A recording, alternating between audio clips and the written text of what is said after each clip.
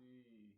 So we should be coming in live then. And I guess I have to unmute myself on that. Oh, that's super chunky on the YouTube side. But I'll try and adjust some levels on that. And that should be up and going. And so I don't know if anyone's ever looked at the YouTube videos of this whole apparatus and everything, but it's kind of funny because the video that ends up on the YouTube is not super synced with the audio, despite the audio actually coming through rather well, and so it's somewhat entertaining, but it is what it is. Let's see. And we'll move that up. I just checked the YouTube. Diana, your comments right there. Oh yeah, I'm gonna get a glass of wine. Yeah, the comment chat box does end up in the stream. That's excellent. All right. Well, welcome everyone to get Lindy in the meeting. Sweet. Welcome everyone to our April 28th GPSC meeting via Zoom again. This is our last council meeting for the semester. Get my things open. Let's see, we're starting, we'll just call it like 7:45 for call to order. Same as last time. Like 15 minutes behind. But good evening everyone. Hope all are doing well. Let's see, I think I've got 14 in the meeting tonight. And so the first thing to do is the same thing that we've done in the past. Just kind of go through and do a roll call vote, check on the video, make sure that everything is going all right with that. And let's see, I'll do the speaker view maybe. Let's see, yeah, should be. Huh. All right. Let's see. So I'll go down the participants list that I've got for doing the roll call. Let's see. 646. First is Adrian Long. Hi. Hey, how's it going? All right. And let's see. Next is Ben Hendrickson. I can see you.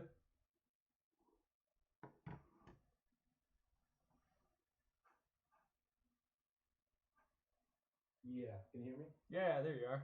Okay, yeah, doing fine. Sorry, I was working on something else. Yeah, Oh. I'm here. Thank you. Yeah, no worries. Thanks for making it. Good to see you. Let's see. Next, I got Bethany Peppers.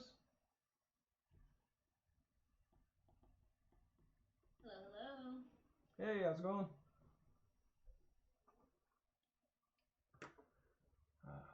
Right, and let's see. Next, Brian Cotton. Present. Hey. Thank you. And then Caleb. You were here earlier? Here. I'm here. Good, good. I'm here. Yeah. Okay. All right. Thank you, Caleb. Let's see. David. I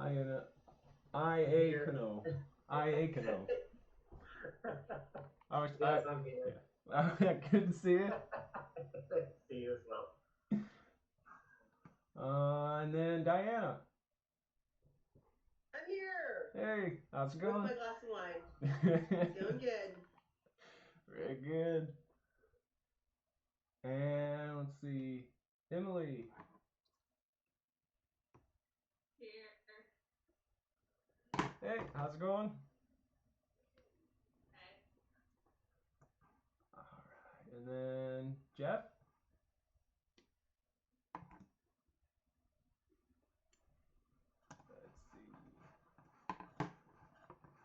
here. All right. Good, Doing good. well, thank you. Good to hear. And let's see. Next, Lindy. All right. Good, good. You know what? Cool, cool. All right. And then OJ? I am here and doing well. Cool, cool. All right. Thank you, sir. Let's see. And then Rachel. I think that will round it out. Hello. Hey, how's it going? Good. How are you? Doing all right. I think I just left the audio off on something. But other than that, I'm not really sure. Oh, no, I'm getting confused. The audio picks up the speaker, so that should pick it up. I wasn't paying attention to that, but I can pay attention to it as we do it. So, let's see. Got 14 present in the meeting. And with that, next item of business is just the overview of Zoom meeting procedure again, how this is going to the YouTube stream at the same time. And for that, I meant to send a text earlier, but Lindy, I didn't know if you'd want to do that again for us this evening, or I can try and hack my way through what I've learned from your... I can do that if you want. Yeah, that'd be great. That'll give me a chance to check some levels too. Sure. So, alrighty everyone, if you haven't been on here before, I'll just do my quick Zoom tutorial. It should be super exciting for those of you who have heard it before. Obviously, you probably learned the mute by now with all of your Zoom stuff, but don't forget to stay muted unless you're talking. If you need to see and raise your hand, you click on the participants page. The participants page will let you see everyone, let you raise your hand, answer yes or no, or do the different things. If you do raise your hand, don't forget to you have to click it again so that you can unraise your hand when you're done. Some people will forget to do that, myself included, so don't forget that. Yeah, I see you, OJ, me too. I'm that person. It's like, well, whatever. And then if you click on chat, as a reminder, you can message anyone individually in this meeting, but you can also message everyone. So it's a good opportunity to connect with Clay or myself or Diana if you have any questions during this. But also a fun time to connect with each other if you have a question or something like, or, happy message. Make sure that you click on the little tab that says everyone, and then you can pick the individuals that you want to talk to if that's what you want to do for the chat, or like I said, for everyone. Also, as a reminder, if you are looking at your little picture box, there's the three dots on the top right-hand corner. You can click on that. That helps you stop your video, start your video, and the mute button is right next to it. Also, as a reminder, Zoom platform preferences audio at all times. So if at any time your internet's getting weird, or you're feeling like the video's lacking, then just stop your video for a minute, and then it'll refocus your Zoom platform to the audio so you can get reconnected better. And I think that covers it. I think that's what I usually... Oh, and the last thing is if you want to see just the person who's speaking, in the top right-hand corner, you should be able to see the speaker view or gallery view option depending on what you're on. You can click that if you just want to focus on one person. Not I love seeing all your faces all the same time. But if you just want to focus on one, feel free to do that. But I'm a Brady Bunch style person myself. So, all right. I think that's it, Clay. Back to you. All right. Let's see. We'll go back to this. Oh, I gotta unmute myself. All right. Thank you, Lenny. And then the last little bit that I can add to that is, remember, at the same time, this is all going to YouTube, so it's live streaming, and then our meeting is recorded and preserved on YouTube, just like our in-person meetings. However, this one, as the YouTube interface is warning me with a giant bar, it's not receiving enough video to maintain a smooth stream. As such, there's some buffeting. buffering. Yeah. But it is going to the YouTube at the same time. Let's see. So there's no questions on any of that.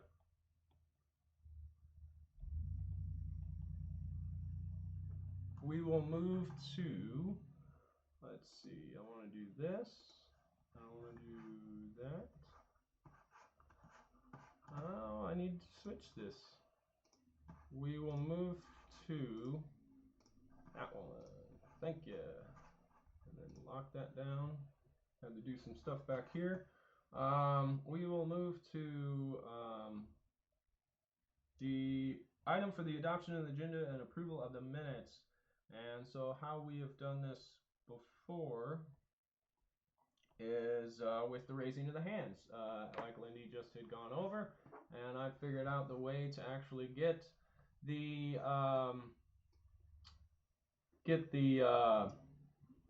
participants little box that has the hands raised on the YouTube stream at the same time now too. So I've got, it's super fancy anymore, and so I would entertain a motion for the adoption of the agenda and approval of minutes.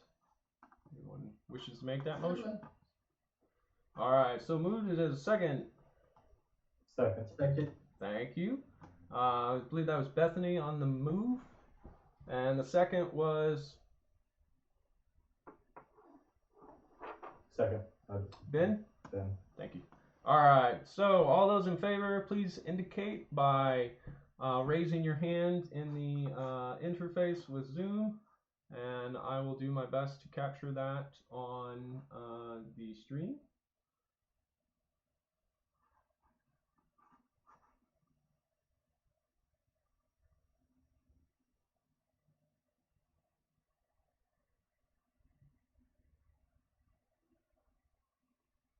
All right, and I believe I've got enough time there, and see if you can lower your hands then.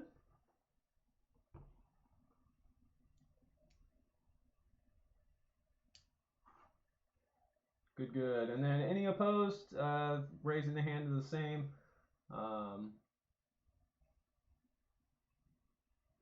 And if I can remember correctly, Brian, you are using a device that makes it impossible or at least difficult to raise the hand, correct? Yeah, I can do this though. Oh, that's cool. That like shows up real big on the screen.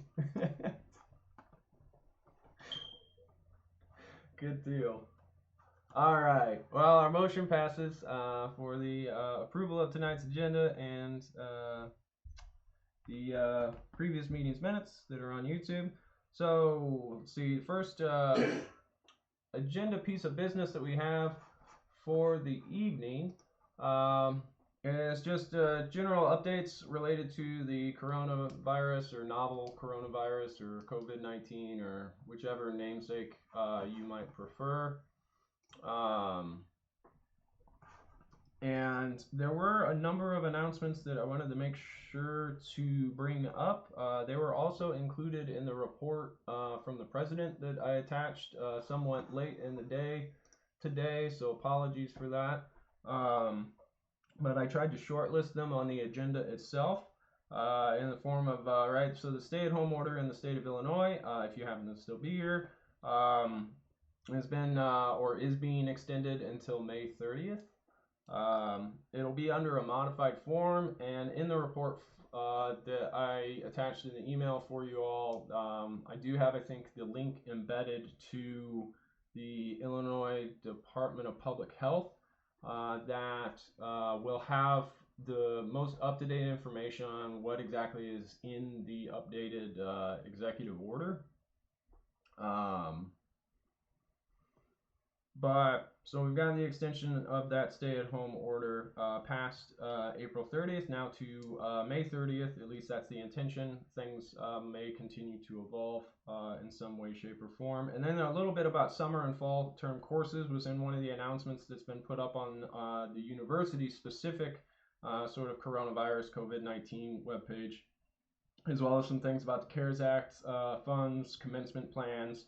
I don't know if it applies to any of us, or if there are those that you do know that it would apply to, perhaps some of your students in classes you're teaching. But move out plans, there's some pretty specific criteria for students that either are or are not still on campus for campus housing, but have campus housing arrangements and they didn't move out earlier in the semester. And so that was talked about. And then a little announcement about the additional fees to be returned to students, and a portion of the general student fee, and then some parking fees. And those are the big announcements that I saw as far as campus policy for coronavirus and the campus's response to that. Let's see, that was on starting on page 2 of the report that I got to you all roughly today at like, maybe that was 4 or something. I don't even really remember. So starting with the message that was on the 27th, the idea of summer and fall terms, right? Summer remains online delivery as it was previously announced. For fall 2020, they are planning to offer both in-person and online courses. While expecting a normal term, they are making every effort to ensure they advance education of the students that are enrolled here, exploring multiple scenarios so that we are prepared as the situation changes. Primary concern is that you sustain your education. So for the time being, like, there may be additional fall courses that go online, but I think it's just more something that's going to continue to evolve over summer. So for those of you that are returning, particularly in the context of having a GA of some variety, I think staying in touch with that coronavirus website for the university. I'm sure this is also something that will get distributed through emails. This one we'll talk about a number of times this evening, the CARES Act. There's actually multiple CARES Act statements, and in both the 27th, the message from April 27th, as well as then the message from April 17th. The most recent CARES Act statement was it provides emergency funds for some students to assist with unexpected educational costs. The university will distribute those as soon as they can, once they feel they have a clear interpretation of the guidelines for how to distribute those. So ultimately, it's going to be a check back on the website. And then there is that note that for anyone who has costs or financial need or otherwise something to be reimbursed that wouldn't be qualified under the eventual policy for the distribution of CARES Act emergency funds made available to students, the SLUCA CARES program remains available even if you don't meet those guidelines, which haven't been figured out. The piece about commencement was they got back the survey. I see some laughing. It's good. They got back the survey from those that were anticipating graduating this spring, and the consensus is a plan for a later graduation, perhaps in August, with the understanding that some may prefer to March and December. The option for a virtual commencement hasn't necessarily been completely written off, despite it not being a very favored one. They're still sort of looking through the data and seeing how they can best honor and respect our graduates, perhaps in multiple ways. So please stay tuned. Yet again, another wait and see. I already spoke to the fact that the stay-at-home order is going to be expanded. Educational institutions, though, have been allowed under the new order to establish procedures for pickup of necessary supplies or student belongings during the stay-at-home order. In other words, this is the April 24th message about move-out plans. So the spring 2020 semester is still going to end as scheduled on May 9th. And so anybody that is living in Wall or Grand apartments, is in a residence, I don't know exactly how that works for, I can't remember the name of them right now, but the apartments down by the reservoir. Evergreen, thank you. I don't know, it doesn't actually specifically mention those, but it does mention rather specific things, including days and times and windows of times for making appointments to check out and the type of checkout that students are expected to comply with. So like I said, this may not be something that is pertinent to most or maybe any graduate students, professional students, but it is there on the website. I think it's important for everybody to know. That was something that got released just a few days ago, but May 9th will be here sooner than later. And anybody that is looking to check out, which includes students that are going to have to return to campus. So it's an interesting policy that's up there. See, from the 17th, there was the announcement about fees, additional refunds of the general student fee or a portion thereof, and parking reimbursements is another one. So the university has decided they will refund $12 per credit hour to students who were originally enrolled in on-campus classes for the spring semester, and that will reflect fees for student services that were no longer available to students the second half of the semester. So for instance, a student enrolled in 15 credit hours, which is maybe not the best example for graduate students, but a student that was enrolled in 15 hours will receive a $180 refund as a part of that $12 per credit hour portion of the general student fee that will be returned. Also refunded will be 2 months of the annual parking decal fee for on-campus students who purchased stickers. Now here I imagine on-campus is consistently meaning students that are enrolled on campus versus distance education or online only students. So it doesn't mean that you live on campus. That would be my understanding of that. And so for those of us who have purchased a parking pass that are on-campus students versus distance ed, you should be getting returned to you 2 months of the equivalent cost of that parking sticker, which is relative to the type of sticker you purchased. It describes an amount range varying between $10 to $63 depending on the type of pass. There was also a CARES Act statement made on the 17th as a part of that announcement on that webpage. This is the coronavirus webpage, remember? Generally talking about the same thing, that the university knows it's qualified for it, the funds are going to be made available. However, they are not quite sure exactly what the requirements or criteria for how they can distribute those are, and so they are figuring that out.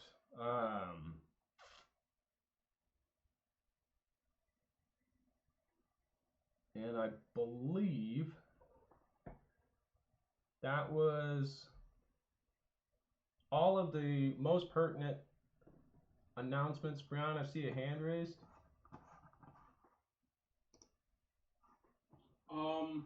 And this is something I can ask if you guys would like me to, in the board meeting, because one thing that I kind of just maybe irks me, but there's no justification, or I haven't received a justification. But and why and our fees, or the reimbursement of certain fees. What about athletics? Like why is that not a thing that we're being reimbursed from? I can understand. I know the basketball season was over. However, there was still softball, men's and women's track and field, etc. So I don't know. I also just have my feelings on. I don't like continuing, paying for a debt that the athletics has occurred over time because of fake money or IOUs. So I mean, this is up to I can ask it at a board meeting. I don't know, but unless someone else heard something, but yeah.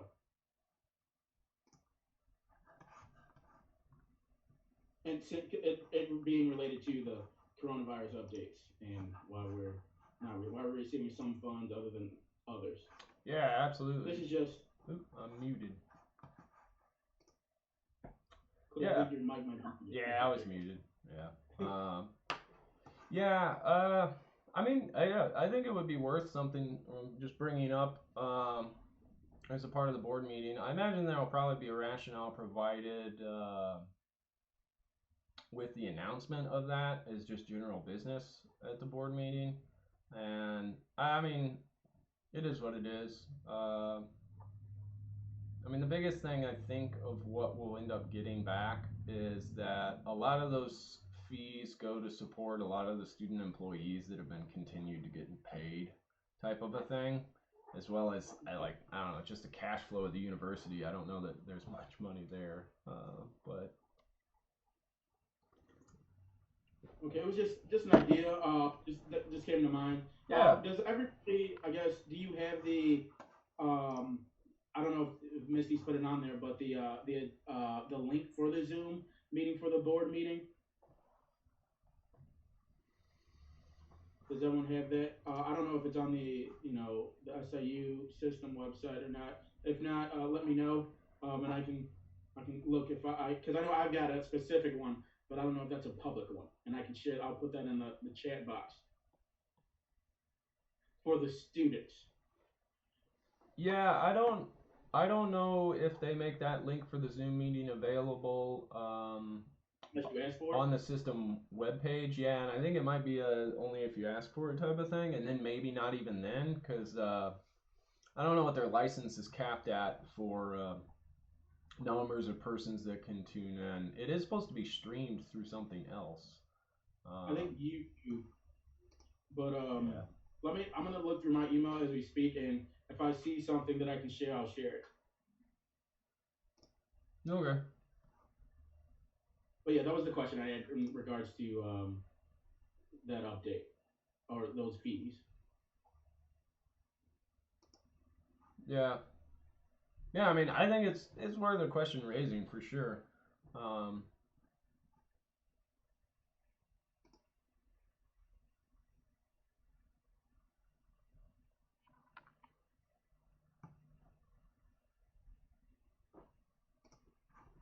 Well, do we have anything else on those announcements? Any announcements someone thinks that I'm missing as far as pertinent coronavirus campus policy response related affairs?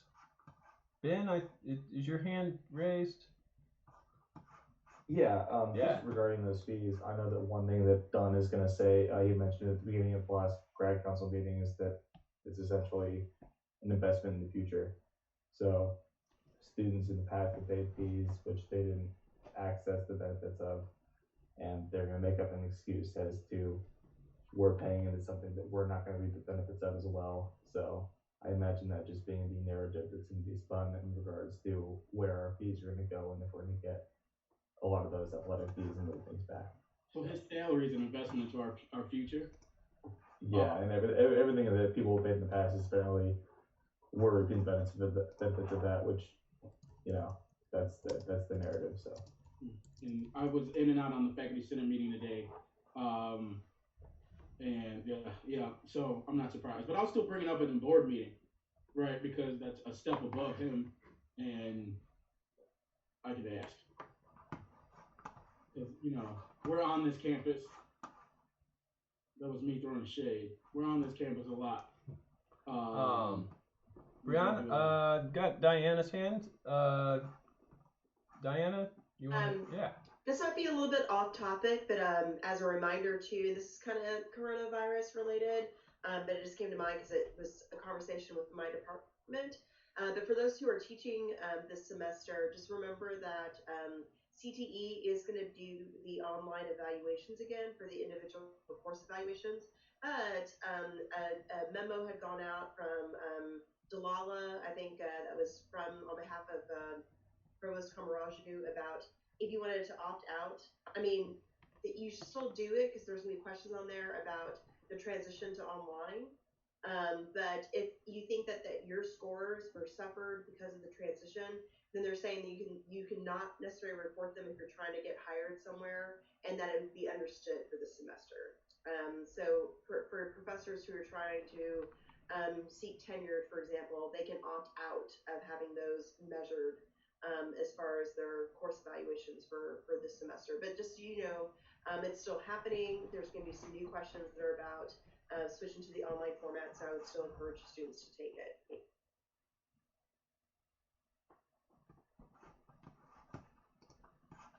Good. Yeah. I got one more to say about the coronavirus updates. Yeah. Because I think it's somewhat similar to what Diana was just speaking on. But I was looking at the board agenda, and one, I think that we've got a ton of professors that are getting ready to leave, retire, or go on sabbatical. Like a ton. I think the history department has maybe we'll have 2 or 3 people left in it after everybody goes on sabbatical or leaves the university. And so, and I guess we aren't in normal times and things are all wonky and whatnot. But what I'm seeing as an issue is a lot of our procedures are going out of the window. I feel, or I'm making that assumption because when I look at the tenure list of the people that have been granted tenure, um, and then some of the other information I know about people who have not, I guess, who has done years of research and years of work. And I'll speak on it like some professors who have done years of work in certain departments, great deal of research, and have gone up for full professor, and they've been declined. But I'm seeing people that have been here for 2 years now getting tenure. And excuse me, the fuck, 2 or 3 years and get tenure. I mean, I want that position. I think just because we have some of our departments are scarce in numbers, there still needs to be some type of status, some yeah, like a something normal to not just use the coronavirus or everything associated with the pandemic as an excuse to throw away proper protocol, procedures, and policies. Um, and I don't know, that's something that I think this associated. I just looked at that list and I was just disgusted.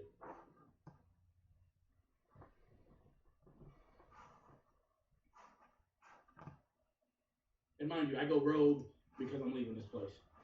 Just, I go rogue for the students. For the students, yes, yes. Yeah, I mean, there are a lot of sabbaticals and tenure and promotion. I don't know the exact way that it overlaps with some of the hires that have been made, but I would hope, I would almost hope and sort of even expect that maybe that's why, because I do know that there's a number of places where folks have been, their requests for sabbaticals have been denied in the years past because there weren't enough persons to cover courses, or they just didn't even submit because they knew. But yeah, it's, I mean, questions get answers, so. True, true. All right. Well, anything under this item for announcements related to the coronavirus? Anything further?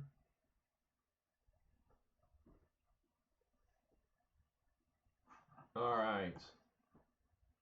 Well, seeing none, let's see, we're at 8:15.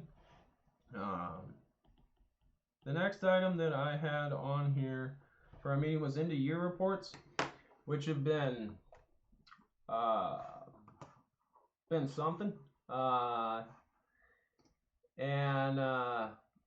So I pulled a few of these from the end of the year just because I haven't actually been able to execute them all out.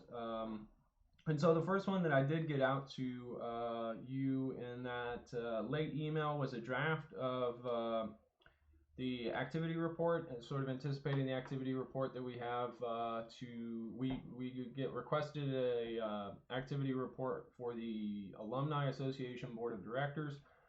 Then we also get requested one for the Office of Student Engagement that goes up through the Dean of Students office. And then we've actually started, like this year, with having Lindy share that activity report in the same in Graduate Council.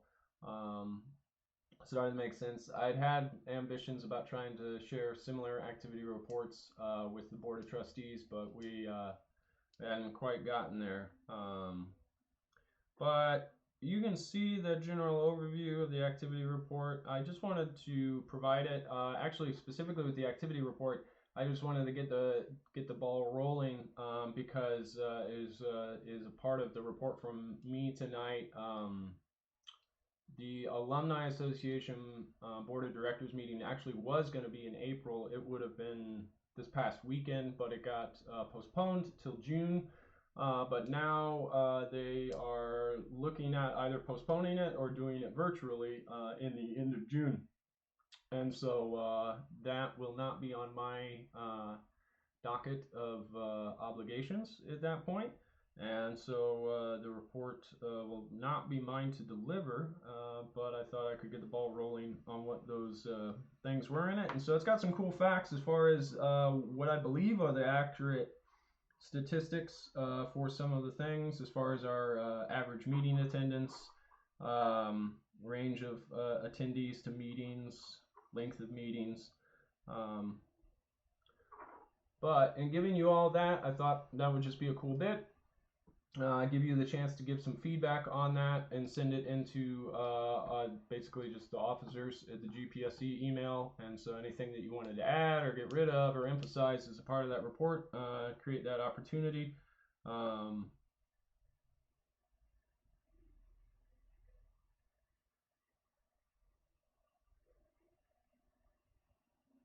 I mean, I think this looks great, Clay. I know that our year's still wrapping up on some of these things towards the bottom, but I hope that I imagine that they would give us some sort of grace, and knowing that it's an unusual year, and so. But I think that this still speaks to our commitment to still move forward with things that were on our agenda and the plans that we had, regardless of what those outcomes might be. So I think it looks good. I hope that they give us a little bit of grace and understanding that the report will certainly look slightly different than past years to some degree.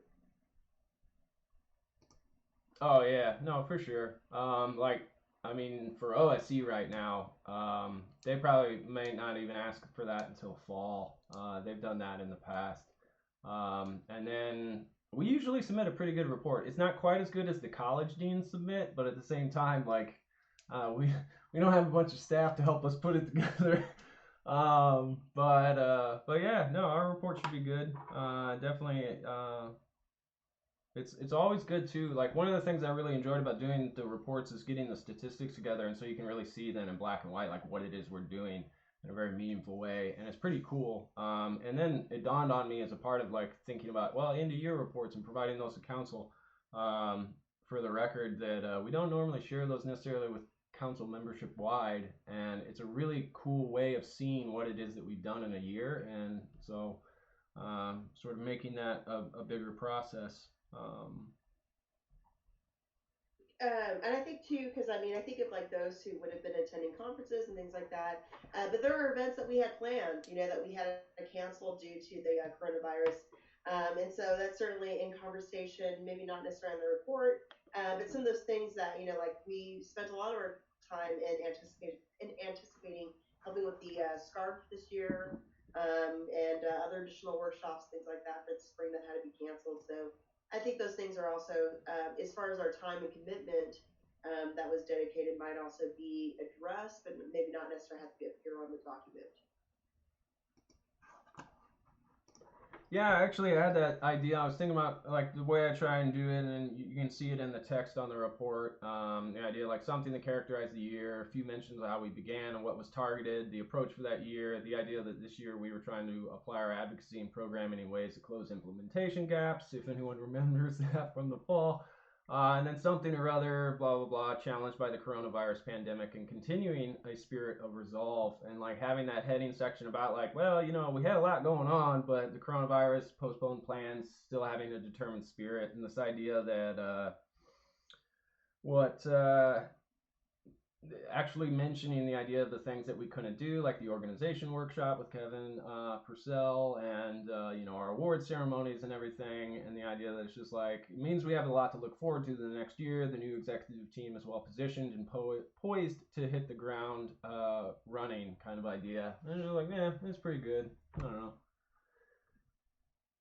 But I think you're going to be the one that finishes off the report. So. Oh no, that's what I was like. It looks good. I think. I think of like because that's a dilemma this year, or for anybody who has a CV, and this is something that in case it's not a conversation within your own department, but they're asking those who would have presented at a conference that canceled due to COVID-19 on the CV to show that the presentation was ready.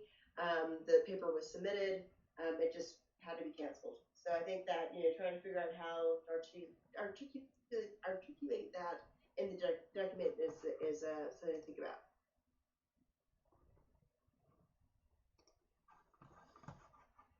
Yeah, I agree. And so not a major thing. The activity report's good. And at this point I've got 4 things that have been canceled. One is far into the next academic year, is November. It's not super great for the way it lines up with job market stuff, but whatever. Figure it out. Just to Diana's point, there Yeah. there are some guidelines, at least within the sciences, to cite conferences that were canceled or things that you've successfully submitted things to where abstracts or like talk abstracts were accepted and approved and everything. I can find those and send those out to you guys so you can share them for everybody, because that's definitely been useful to people who have had big conferences that are essential to their development here at canceled so far in my department. Yeah, cool. That'd be great, Ben. Yeah, that's something even if it's a link to a website or something like that, you could even share it. There's the GPSC like Facebook group, and then we also have started, but it hasn't quite taken off, the Facebook page itself too. I'm not sure if everyone's able to comment to that, and we haven't gotten the group and the page linked yet, which I was hoping to get accomplished, but. I'll try to figure it out and I'll share it to the group essentially. Yeah, no, that's great. Submit it from there. Thank you, Ben. Yeah, thanks. All right. But that was it with the activity report. The other reports, putting together our finance reports. There's some balance sheets and a cash flow sheet, and then ultimately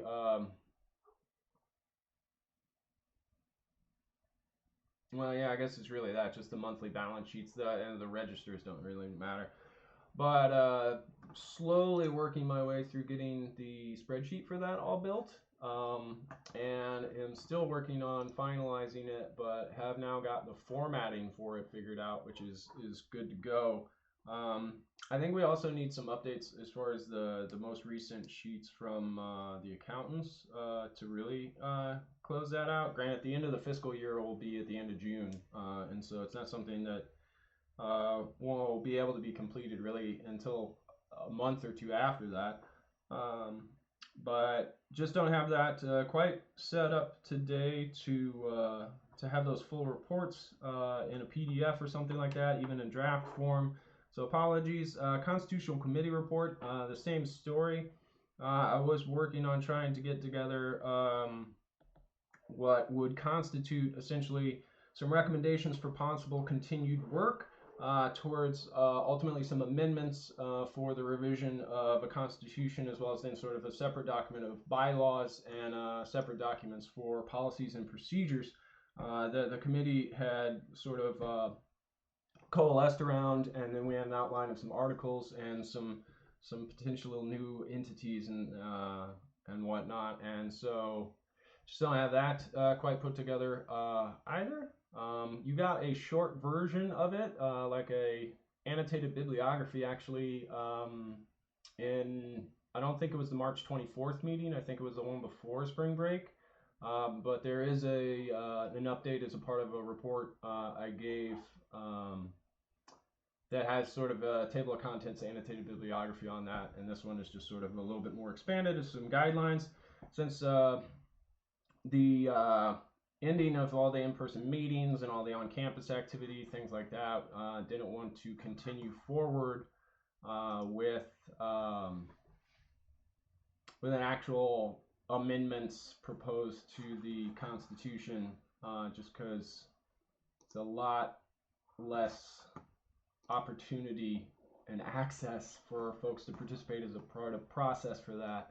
So in its place, just sort of trying to write up a report that provides those recommendations for the continued work if that's elected to going forward. And then I had some ideas about trying to write up a development report or development plan for some fundraising for GPSC. Diana and I have been working on that, I guess, for 2 years, on and off. But where it's at right now, I felt like really it was just something we'll handle as part of the transition for this year, and then going forward, that'll be something that the new administration and teams yet to form will probably be best positioned to tackle. And so, sort of just pending the new administration on that one. And so those were the end of year reports, at least as far as general business type of reports. If there is anything anyone thinks I'm missing as a part of that, or any comments, questions to add to those. All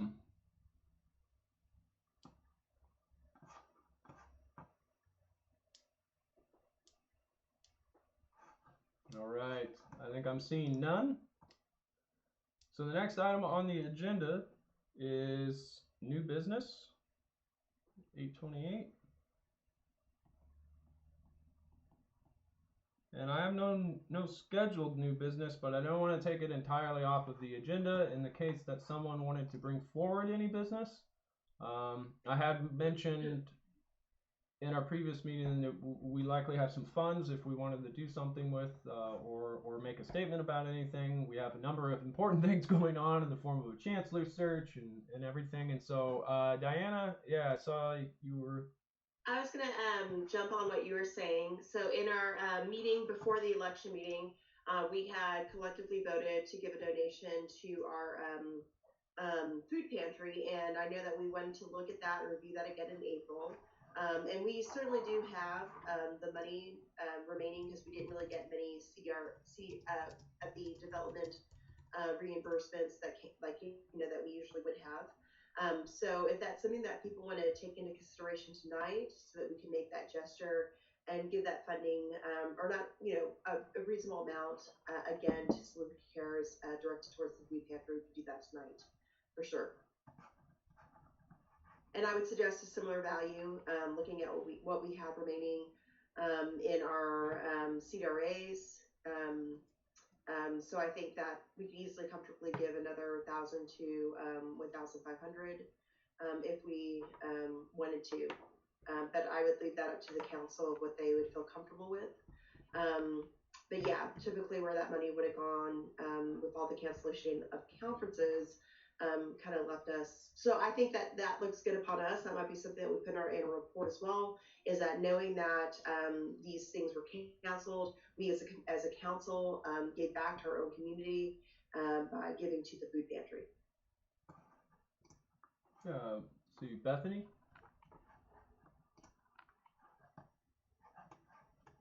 In addition to that, I know that I think it's May 1, whatever, I don't remember the dates at this point.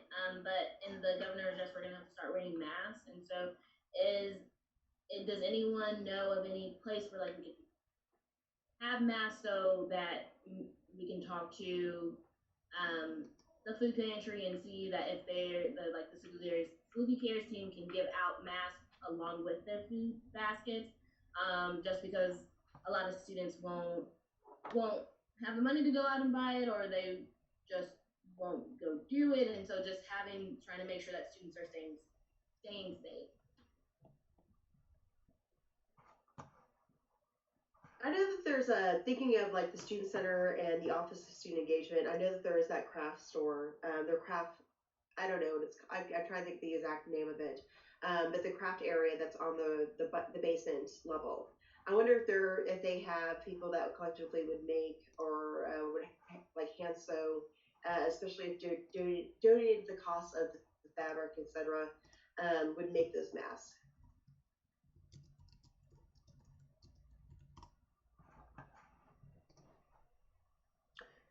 I think the mask. I just want to say. Yeah, OJ. Yeah. Oh, I just want to say I really, really love that idea because I know a lot of people, at least in the community, when I've been out like shopping and stuff, a lot of people don't have masks. And I don't know if it's whether they don't want to wear it or don't have access to it. But knowing like the rural area and students, I'm pretty sure a lot of people just don't have access to it. So I really love that idea. Let's see, Ben? Yeah.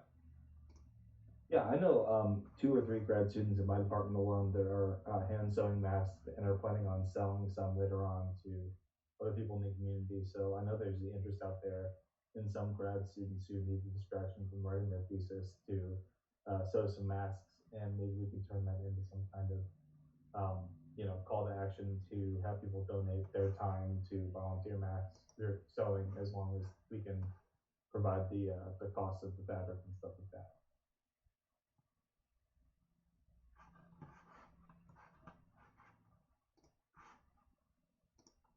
Yeah.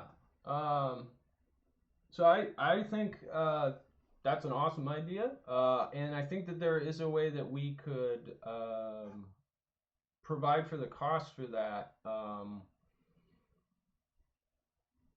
It's probably something that would work best either if the university was the purchaser of the goods, like the fabric or whatever it is, and then we did a transfer to whatever account on the university it was that needs to be reimbursed for those costs.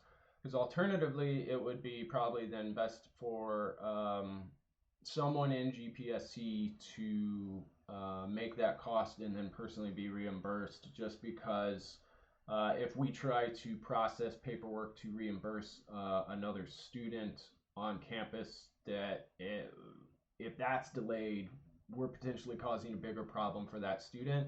Whereas, someone that is in GPSC, particularly one of the officers that has access to resources type of idea. But I think the best route is if we can have one of the university offices use a P card to make that kind of a purchase, and then we can just do a voucher transfer internally, and it's super quick, super easy. But it's just something where we'd be picking up the tab.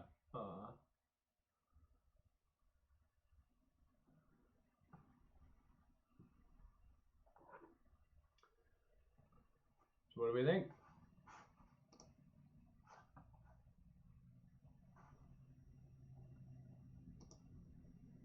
Yeah, I think it's good just to talk about the value that we want to dedicate to each. And so I don't know what fabric, but I'm not one that sews, so I don't know how much fabric goes for. So that's a mystery to me.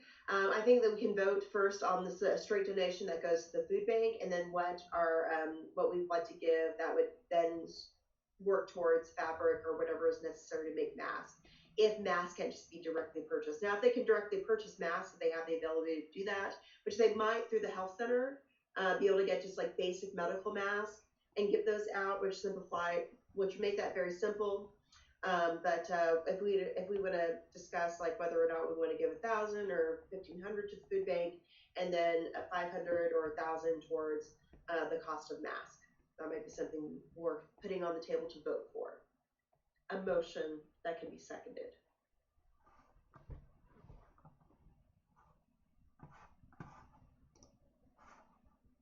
And I'm happy to make a motion. If it's not so simple. Hi. Hang on. Crap. I would like to make a motion for a $1,500 donation to the food bank and $500 to the creation of masks. I think that would be more than reasonable. I'm also stating this as somebody who used to sell fabric when I worked at Walmart. So I kind of know the prices have changed over the years, but $500 would be enough to buy a lot of fabric to make a mask that's only supposed to cover this much of your face. Seconded. And I know that some local stores have discounts on flannel right now for masks, so seconded that as well. Okay. So the motion then is. See, yeah, I'm not muted. All right. So a motion to make a donation of $1,500 to the Saluki Food Bank, correct? And motion to authorize $500 towards the provision of masks for distribution to current graduate and professional or undergraduate students, or just students generally, or okay. And that's got a second. Is there any other discussion? If we could prefer to give those masks to grad and professional students first, that'd be awesome in my opinion, just to say, because since we're at GPSC, I'm sure a lot of us could use that. And then whatever surplus there might be, of course, distribute it to whoever may need it. Just my opinion. Yeah, no, for sure. And I think in a lot of ways, those that will be around this summer are going to be predominantly, I think, graduate students, as well as then our international students. And so, yeah.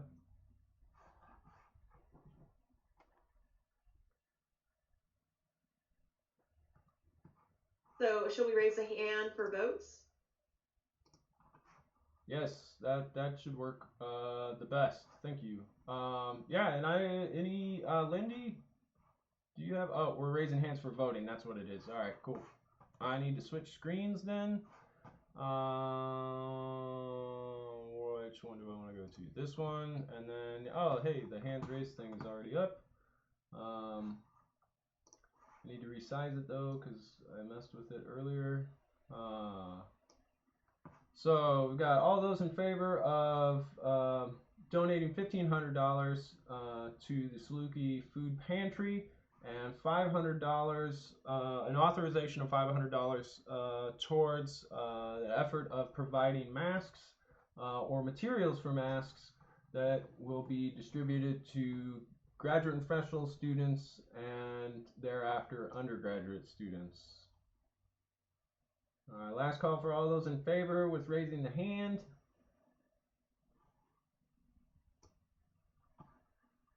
All right, and then if we can lower them.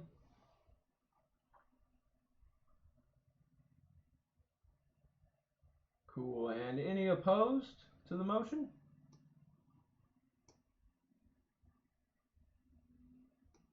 Last call for opposed. All right, seeing none, the motion will pass. Let's see. And that is cool stuff. I'm happy for that. I wanted to try and do more. Those are good chunks of money. In total, that's going to be $3,000 to the food pantry, correct? That's awesome. And yeah, the masks is a really good idea, I feel like.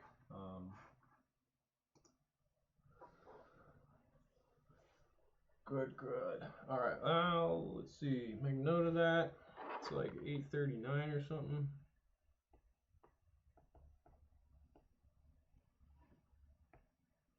All right. Any additional new business anyone wants to bring up?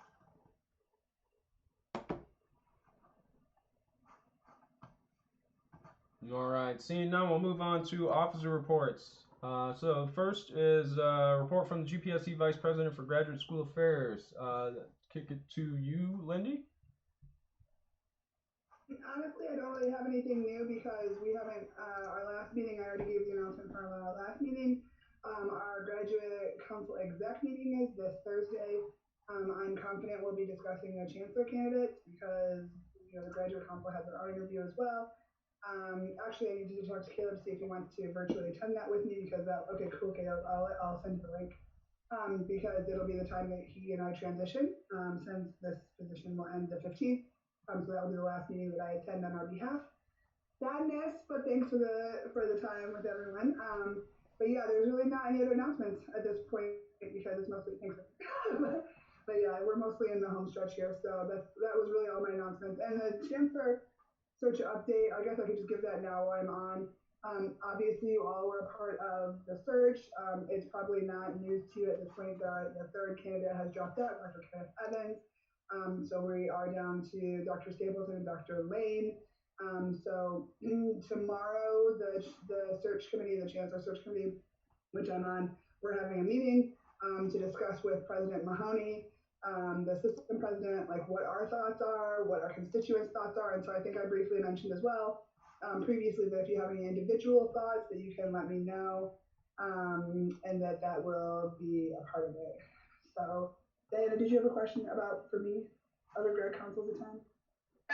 Because I know that typically it is the changing of the guards meeting for graduate council. So for those virtual meetings, are the grad council members that are they able to attend as well, or just the? Well, this coming one is just the exec. This one coming up. So I guess that now that you say that, there will be like the exec. Actually, yeah, the exec is this week, and then they're having another one the following week. So you're right. I got 2 more meetings, and then the next one that all the current council and the next council members will attend. And I'll send that out to those people. So all of you who've been newly elected, and those who are returning, everyone will get that email from me. But this week is just the exec.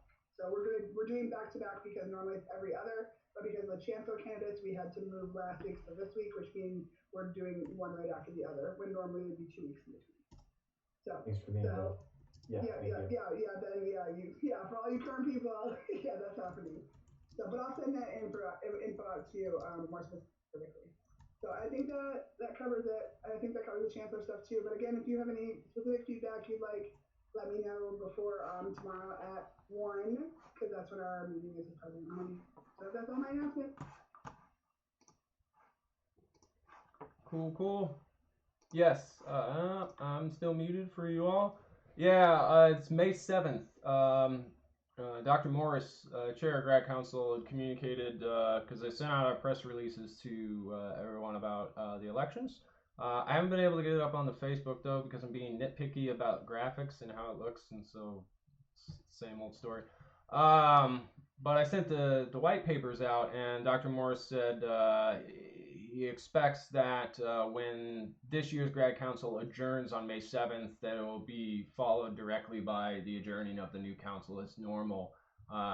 Nonetheless, still through the remote meeting setup, which I'm unfamiliar with how grad council's doing that aspect of it. But yes, so those that were elected as the new representatives for GPSC for students and graduate council, yeah, May 7th, immediately following when that previous meeting adjourns, which is typically pretty short, but it might be a little bit longer with the chancellor search aspects going on. Yeah, and then the first meeting of the new term right after that one is very short. It usually just consists of getting roll call and asking for preferences for committees, if I remember correctly, and then that's about it. Oh no. Anything further on that?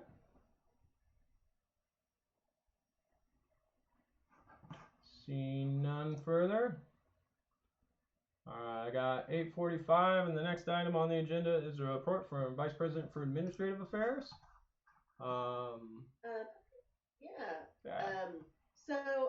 If you serve on one of the committees, selection committees for either the teaching award or the graduate student research award, you got an email today.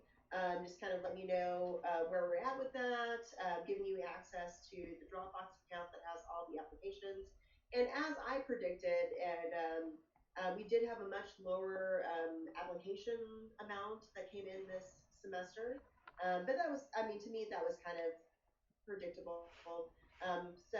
Take a look at that email. I'm hoping to meet with people this weekend, to kind of finalize that selection, so that way we can make the announcements and those transfers into the accounts, or the transfers, so that those checks can be formed for any of the recipients. And so just pay attention to that.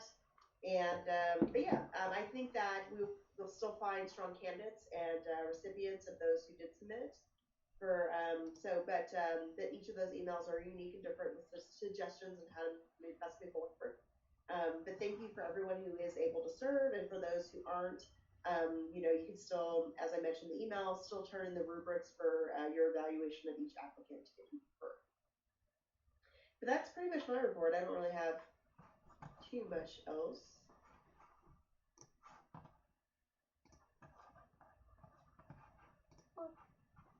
Yeah.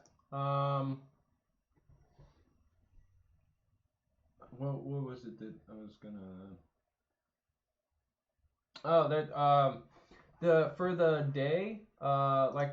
When are we thinking we'll have the results of the research and teaching awards review? Those should be all finalized in emails with confirmation of whether or not they're recipients by the end of the day on Sunday. So what I did is, like, last Wednesday was the last day to submit. But I also kind of wanted to give, in case there was any technical difficulties, a little bit of time. So we had kind of a soft deadline on Sunday, and then if you actually went to the application form online, it said Wednesday. Just kind of knowing that communication is so delayed right now, the email and all that good stuff. Wanted to make sure everything was in place and looked good. So I'm hoping to have Zoom meetings to look over those applications, with both the teaching and research groups, and then send out official emails and announcements. And with that, as we would have done with our award ceremony, I'll also send something to the DE. That is a press release that kind of talks about these particular students and the research they're doing and the qualities of teaching that we're providing as graduate students. So I still hope to, get that out in the upcoming week as well. And that, to me, that timeline aligns with what would have been our award ceremony schedule. And so kind of falling within that timeline, and then working with Tracy, our accountant, to make sure that's all finalized and we can get out that funding to recipients.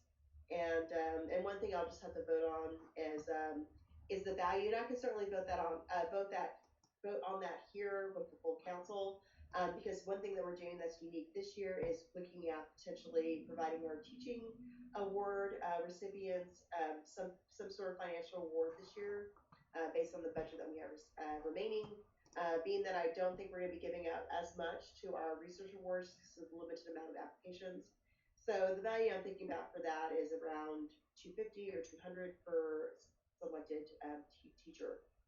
But that's something that I was going to talk to with the FAB, but I'm also more than happy to talk to the full council about that.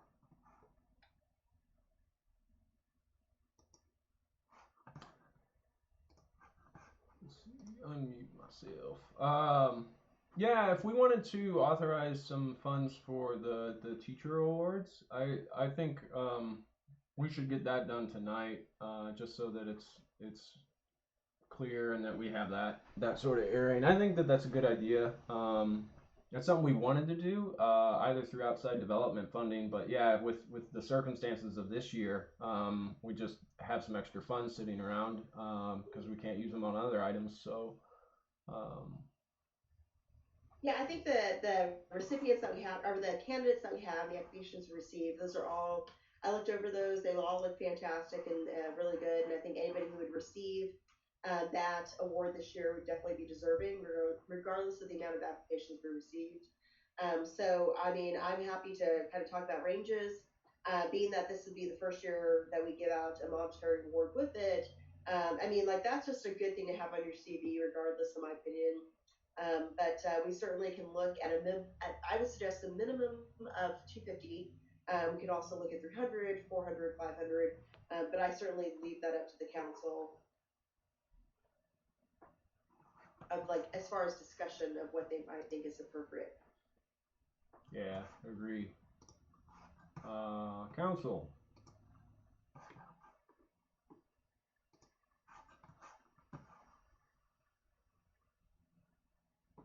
Are there other similar awards that give monetary or that give money, and around how much do they give?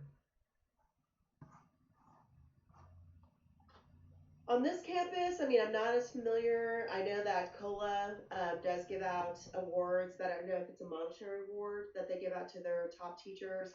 Do you know if they give out I know that you sit on that council. Do you know if they give out any sort of monies with that? Or if it's just the title? I think it's just the title, but I was never a part of that group, so I'm not 100%. From my understanding, unless it's like a departmental award, and even those are probably just in the value of like $100 or less. But as far as across campus, there aren't really any monetary awards that are given. Other because it's such it's one of those just looks good on CV. People are more than happy to have that title. And as we're going out to the job market, be able to say I was selected as one of the top instructors. So it'd be certainly, I think it'd be a reward for anybody who's a recipient and totally unexpected. Because yeah, I can only think, and I don't know about other departments, but I know COLA does that. But from my understanding, knowing past recipients, they never talked about receiving any sort of monetary value for it.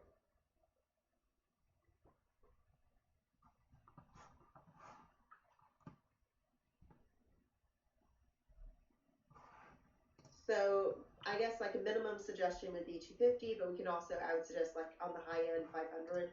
So we usually just select 3 people. That's not guaranteed. That's usually what we've done. This is a new award. We don't have to select 3 people. It's certainly 2. But I mean, I guess that's based on the value that we decide. So So I don't know if anybody thinks a certain minimum is good or what would be a good gesture. The only thing that's unfortunate. Ooh. I'm sorry, it was pretty loud. Echoey. I have one concern, and it's if we do establish this as a monetary award, if in the future when we are not able to provide a monetary award, can this continue? So, given the current circumstances with our current monetary situation, we have a bit extra left over since COVID prevented quite a few events. Can we offer the same 250, 500 in the future to the next recipients of this EA award? I think the goal and what Clay had suggested is that we look at outside funding. So looking at someone who could be a sponsor of the award or working with the graduate school, for example, to look at helping to fund that and working with them. So, I mean, that's why I don't mind. It's always something that I think you always set a precedent. And I think that's a good suggestion, Ben, is that you start at a certain monetary level knowing that you can go up. But once you give that, it's a certain expectation. And to me, I mean, I didn't know from as far as like the prestige of it. Last year we just had, because we were able to do that in person, we were able to give out the trophies with it and make a grand gesture through the ceremony. So because we don't have that this year, that's another reason why I think a small monetary value might make sense. But I don't know what that might look like. But yes. Overall, I do completely agree with giving out a monetary award and giving out more of these awards overall, though. I think that's a great idea. So full support. Just saying, in the future, I would hope we don't promise something that can't be reciprocated. So 250, as long as we can continue promising that, keeping on the low end may be the better idea. But I think that we can, that's such a good use of our money. And I very much agree on that. So thank you for suggesting that. And to me too, I mean, 250 as far as like annual cost that it does. I mean, like, because I mean, as teachers, I mean, I know for myself, like the cost of teaching that you don't get reimbursed for. So like, I like print out a lot of things for my students. I provide a lot of things for myself to make sure I'm being able to perform as an instructor. And so I think that is a good reimbursement for our instructors as far as like the minimum costs that they might take on as far as like I said, printing costs. Having those textbooks, having whatever they need to bring that to the table as far as instruction goes. So I'm okay starting at that value of 250, especially since last year we didn't give anything. We just had trophies as well as the ceremony. So I'm more than happy to raise hands on that unless there's more discussion on the floor. So Bethany had a hand raised. Yeah, I was thinking, Ben, your point about making sure that it's a monetary value that we'll be able to maintain, as well as Diana making with the understanding that we could go up if we do have the funding. I think that maybe 300. I just like rounded numbers. So maybe 300 for the monetary value for the awards, and that way, if we do end up having more money or less, it still won't be too big of a fluctuation from like year to year, just for consistency purposes. I mean, I'm okay with that. I think it's really easy. If it's 300, it's based on 3 people, that's $900. And I think asking for that, as far as like development goes and reaching out to other organizations saying, hey, can you give less than $1,000 towards this to honor, 3 instructors who are, praised by their students and praised by their colleagues certainly makes sense to me. So I'm happy to start at that as the minimum as well. I don't think that's a big stretch. I can completely agree. If I can jump in, I'm going over our budget doc and some of our resolutions, and going back to the budget authorization, we did have $600 set aside for programming in this academic year that was to be determined, that is essentially otherwise not been appropriated for specific use.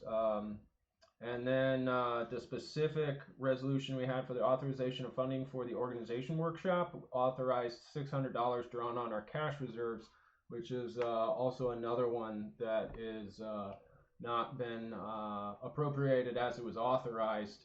and so far the event itself got canceled. So we have, I would say, pretty comfortably somewhere in the range of about $1,000, $1,200 that would be sitting around without a specific purpose, and that would be in addition to the $3,500 between the two donations to the food pantry and the $500 authorized towards the masks or supplies for masks, because those are largely going to be drawing on funds unused by CDRAs, the RSO event funding, and the cash reserves, which this year was over 8,000 that was set aside. And then also remember, we were provided an additional $10,000 in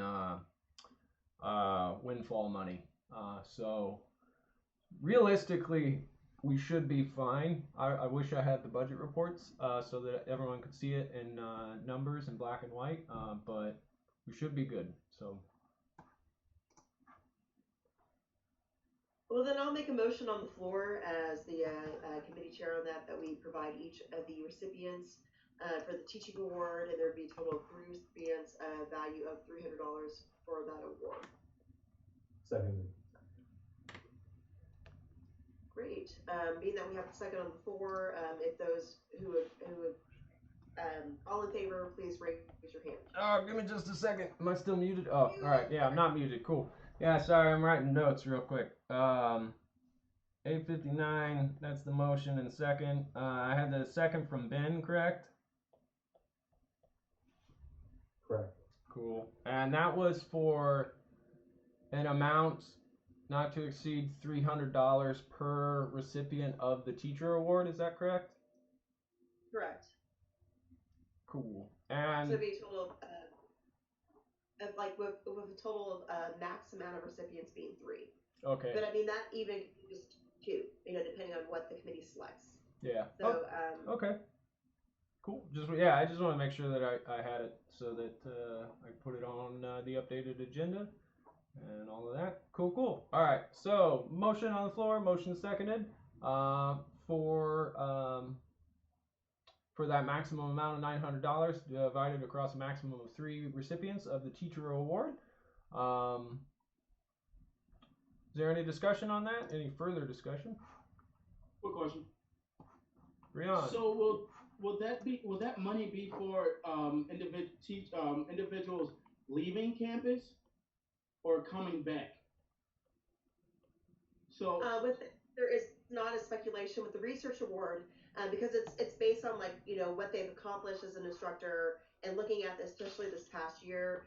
With the research award, we do ask that that's people who are coming back. But the teaching award, that was not listed as a requirement on the application form or any of the documentation. It's certainly something for consideration in future years, but for this year, since it was not included on the documentation, we would not take that into consideration.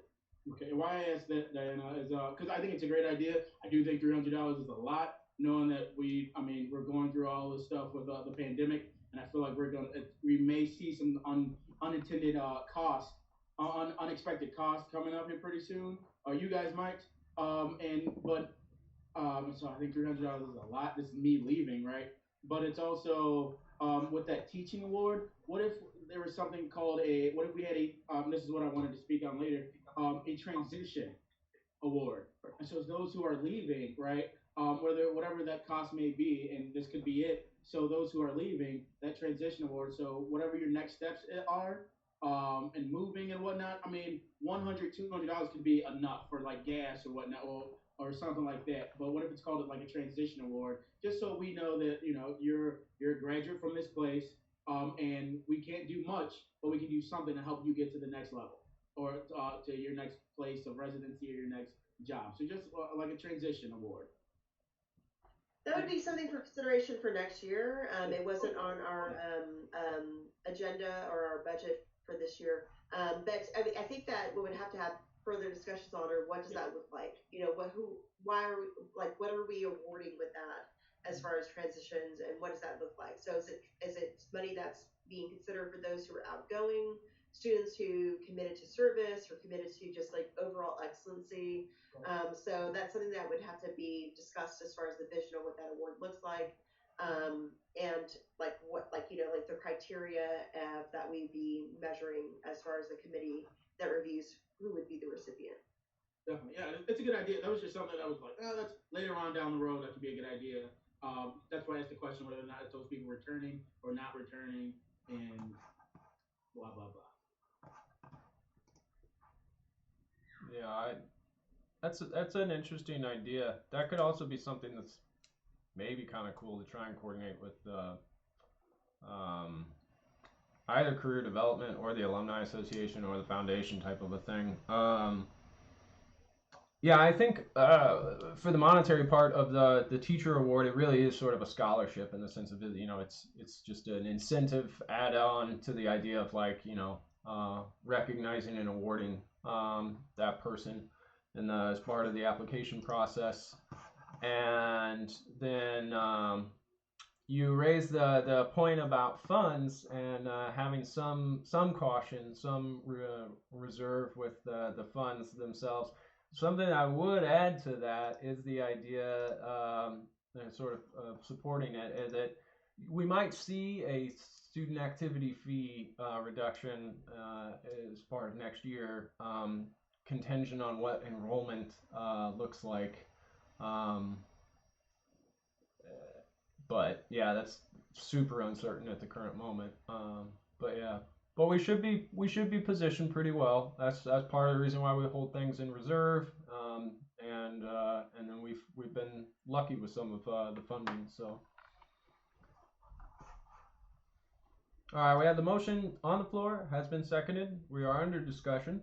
That's to authorize in the form of in the form of awards not to exceed $200 per individual for a total not to exceed $900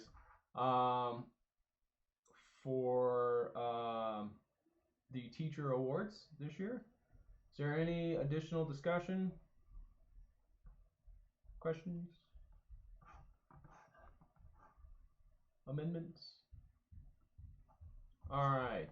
Well, seeing none, we can go to a vote. We will vote the same way that we always do. Is this the one that I want? This is the one that I want. And so if you can raise hands, all those in favor, please indicate so by raising your hand through the Zoom interface. And I've got it up on the screen here. I'm starting to see the hands getting raised. I'm at 9:05. Come on, pen, work. There it is. All right. And keep the hands raised for just a second. And I will scroll through here. All right. And you can go ahead and lower hands for those that approve. Any opposed to the motion? It would be the same sign of raising the hand through the interface.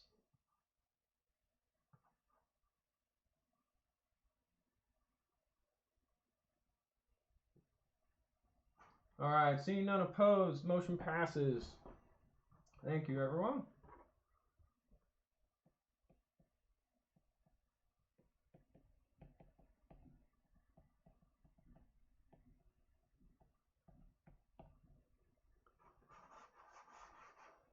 Cool.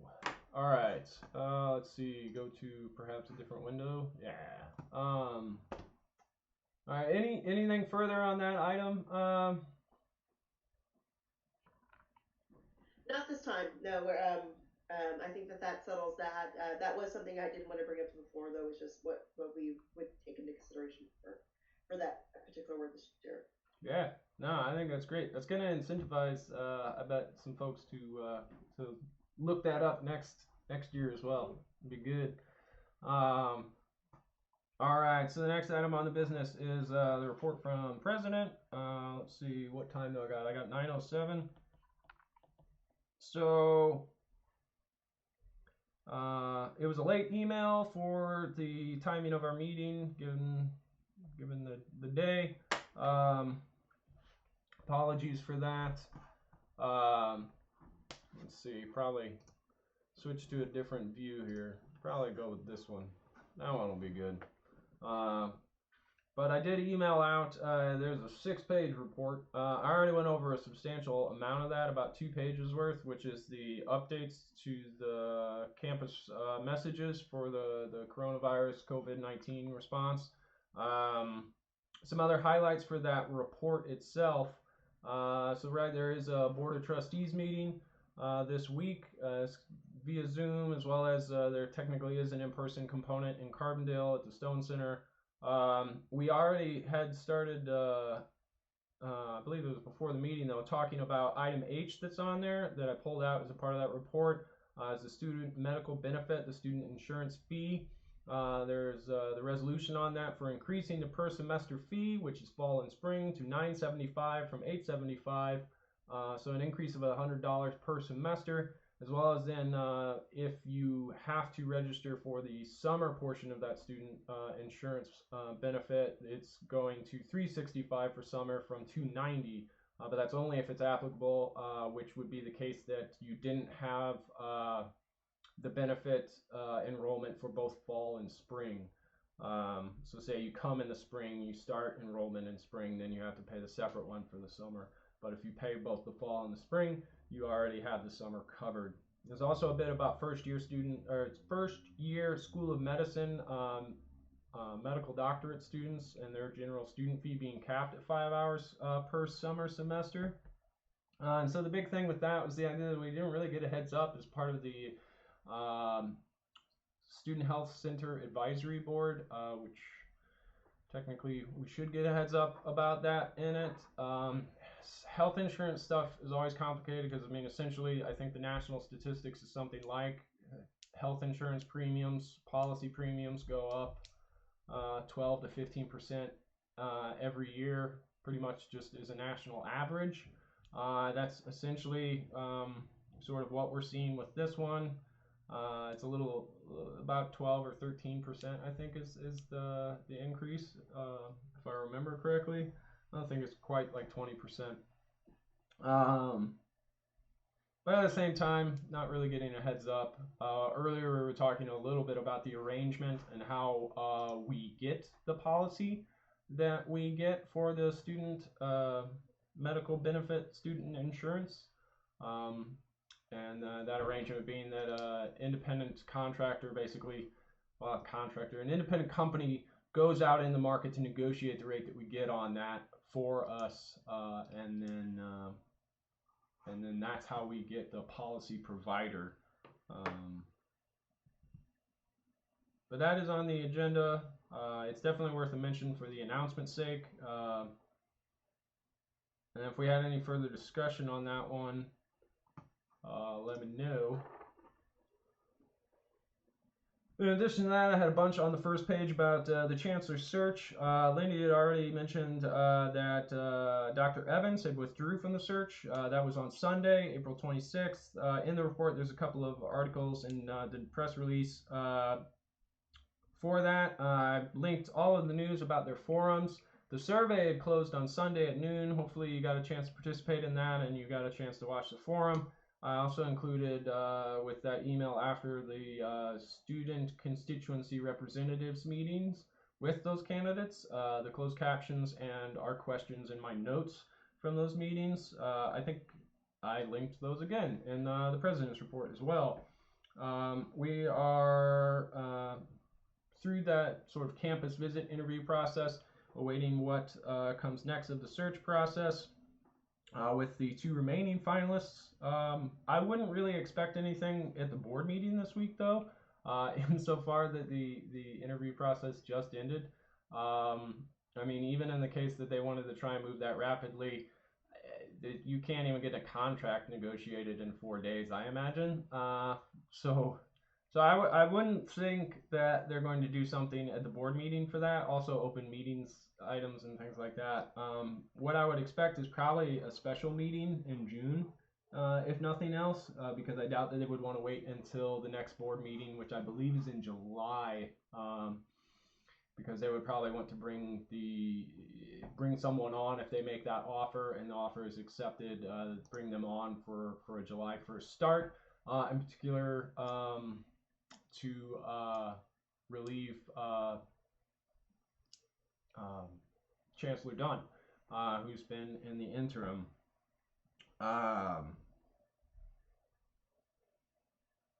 Yeah, that was pretty much it for what I had on the Chancellor search.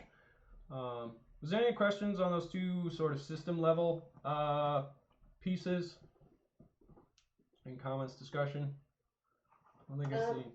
Clay, I know you sent an email out about, and I know Abdul Samad had responded, but no, we definitely were not contacted in any way about the increase that was going to be on the agenda for the Board of Trustees meeting. So that certainly is something that's kind of taken us by surprise for sure. I do think it, as you said, it kind of predicts like just market inflation when it comes to the insurance rate, but still, I think that it was kind of surprising that we still just weren't given any sort of heads up prior to being placed on the agenda. Truth. I've reached out to individuals in Anthony Hall to figure out, why this is occurring. Again, remind you, I'm going rogue because I'm not going to be here, and I'm always rogue. So I can read that to you if you want, real quick.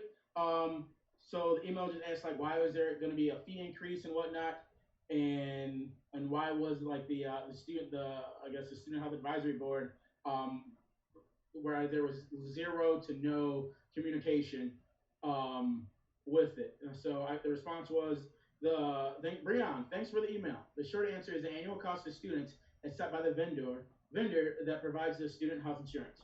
Per the agreement approved by the Board of Trustees in 2015, it is market-based pricing based on the plan performance and other factors the vendor takes into account in reviewing each year's rate.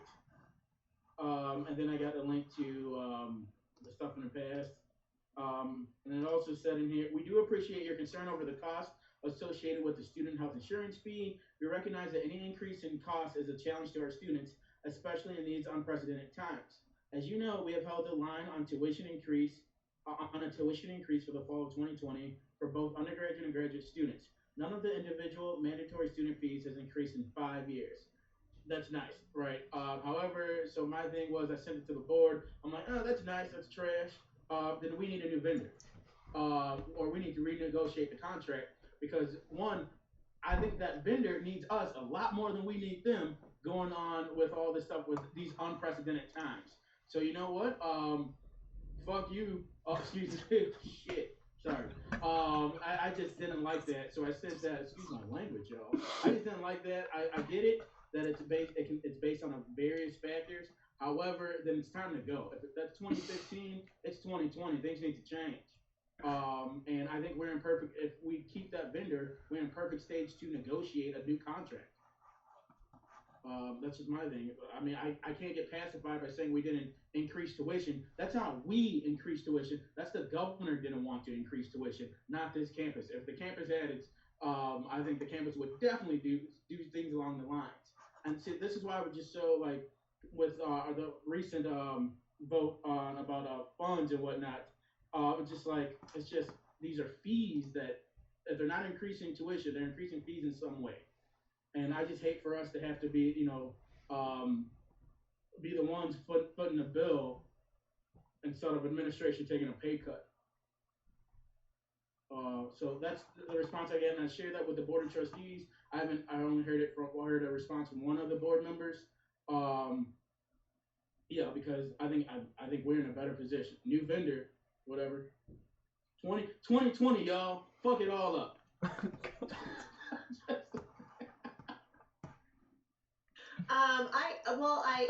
Well, this is a new vendor for us. I mean, this is a new health insurance vendor. To me, the problem is that we had, I don't know if anybody recalls from our earlier meetings this academic year, but a lot of students, we were surprised that we switched from Aetna to Gallagher. So it kind of was a surprise that was placed on students as they were trying to transition. And it was suddenly like that where people couldn't, go to the appointments that they once had scheduled. So all we had asked for, I don't know if you remember our earlier meeting this academic year of Don Howard and some of the other people who serve as far as our healthcare people who discuss these contracts with our healthcare providers. But we just asked for transparency. We asked for a heads up. And to be part of that communication, that's why we asked we have people reinstated onto the health advisory board, so that we can communicate this to our constituent groups. So that's why. I mean, I understand that they have to have this. I mean, no matter what, as long as I've been here, the health insurance is evaluated every year. So even with Aetna, it was evaluated every year. We went from platinum to gold, and then suddenly to Gallagher, based on the numbers of students that we have enrolled. So there's a lot of factors that go into that based on the claims that happened the previous years. But I think that all that we can truly ask for is at least transparency, so that people will have that expectation, especially our graduate students who are continuing, so they can know and budget appropriately. And I think that's where my disappointment lies. Yeah. And yeah, the transparency thing, that is, we will have, the campus will have this conversation for years to come. And so, and did you speak on it, Diana, with the, is it, I guess, is it the lack of people using or taking advantage of the insurance? Or is it the most people? I think that some of our undergraduates, maybe on their parents' plans, but for our graduate students, they certainly take advantage of it for the most part. And I think that that's where we saw some of that trouble, is because they are people who also have dependents that are on it. And so we had that kind of, as mentioned in our previous meeting, that period of time where people can opt out. That's mainly for our undergrad students, because that becomes a limbo period where those who are trying to provide you services don't really know what they could do at that moment, because things haven't been confirmed by the university. And so I know that Lindy had a lot of trouble with that, and kind of spoke at those earlier meetings that we had about some of the issues that she had. But also, I mean, I spoke with several different people across campus around these issues, and even had a communication meeting on behalf of GAU with Delala and other representatives about how this really was a struggle for a lot of our students who are older. Like as you're becoming a graduate student, you fall within that category of non-traditional. You might have dependents. You might also have, parents that you're caring for that fall under this potentially, if you've added them onto your plan. So be able to plan around that is important. Yeah, and yeah, completely agree. And my thing is, I mean, I would assume more people, as we see, like more people have, or parents have, kicked their students off of their like taxes and whatnot, so they can receive some of the benefits to go attend college. And also with this pandemic, I would assume that more people, like issues associated with the pandemic, will occur in the student health fee, and so more students will, I think, will use the health insurance as it, because of everything. I don't think we're not done with this pandemic, and so that's why I'm like, it's just rough. I have to vote on this. I don't agree with it, but because I just think the contract, either we need to get away the vendor, or renegotiate the contract. But that's for you all to decide in the future. But that's one of the things I thought I'd speak on and tell you that I am fighting, even though I'm not going to be. I'm still fighting because it just doesn't make sense to me. The stick to the status quo just really pisses me off on this campus. Yeah. But yeah, thank you, Diana.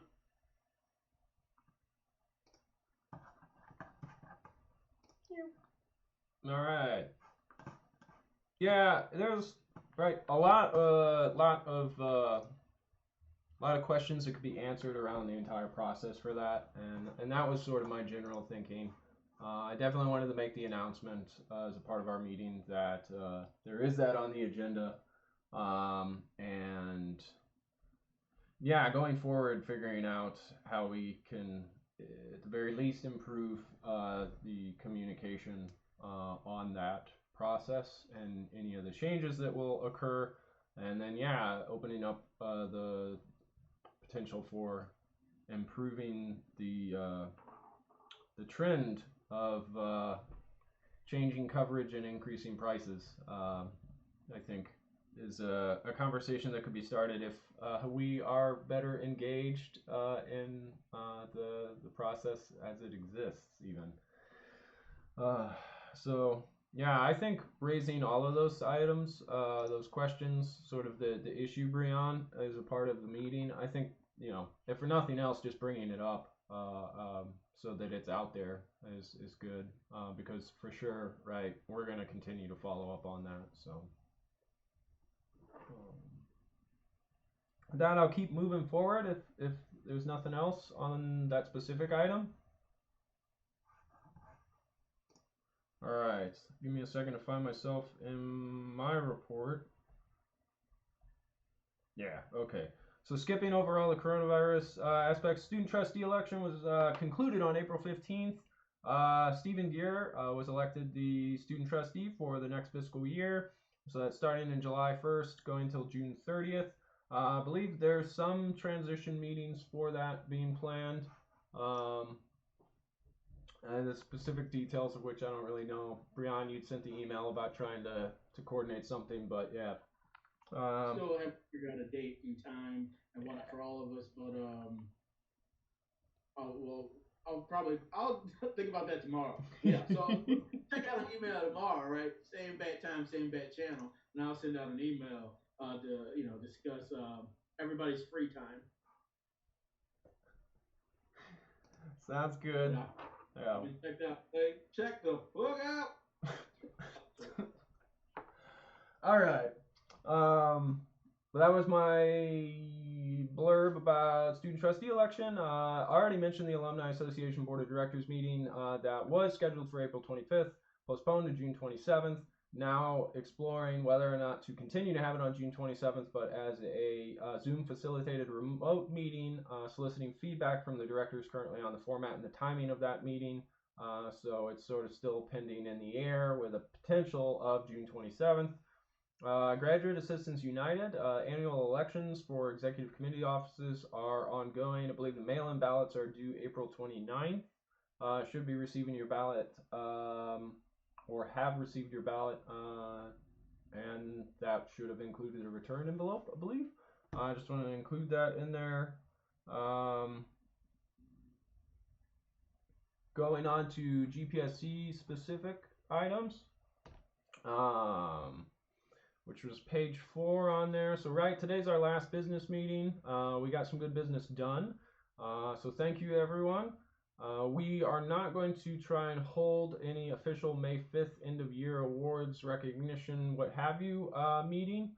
Don't know what that will mean specifically for the awards themselves. The winners, we heard a little bit about tonight of how we might otherwise go about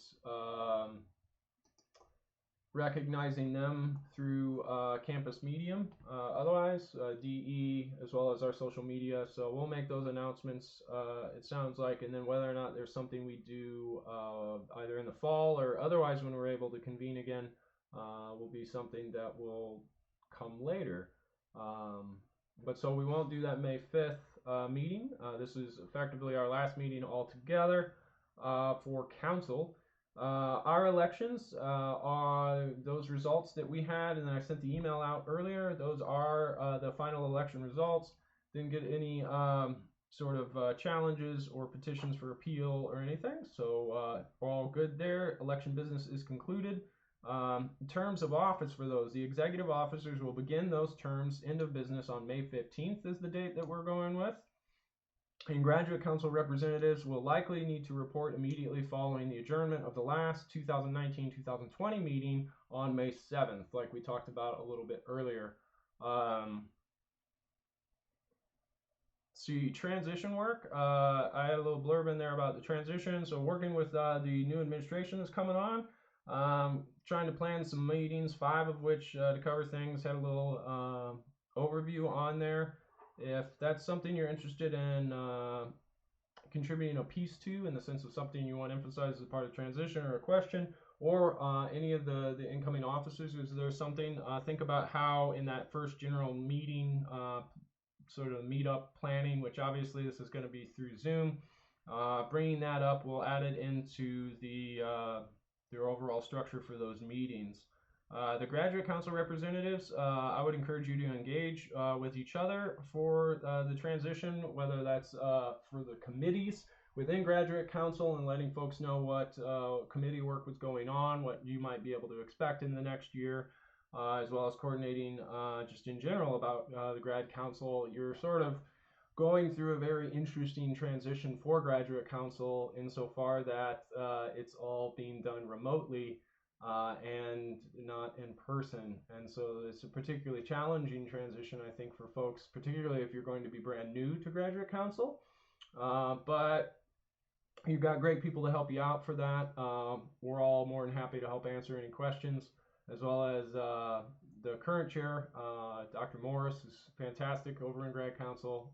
More than happy to help people out, I'm sure.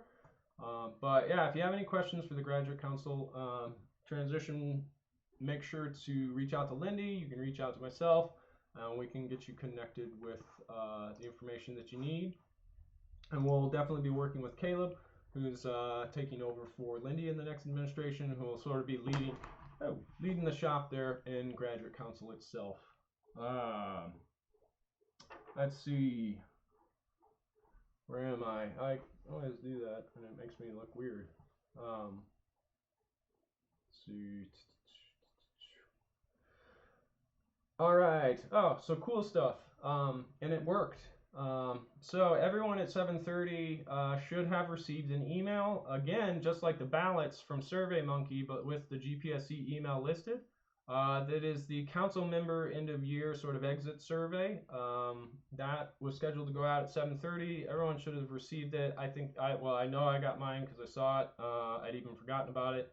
It's just to solicit feedback on your experience in GPSC, sort of general sense of our effectiveness.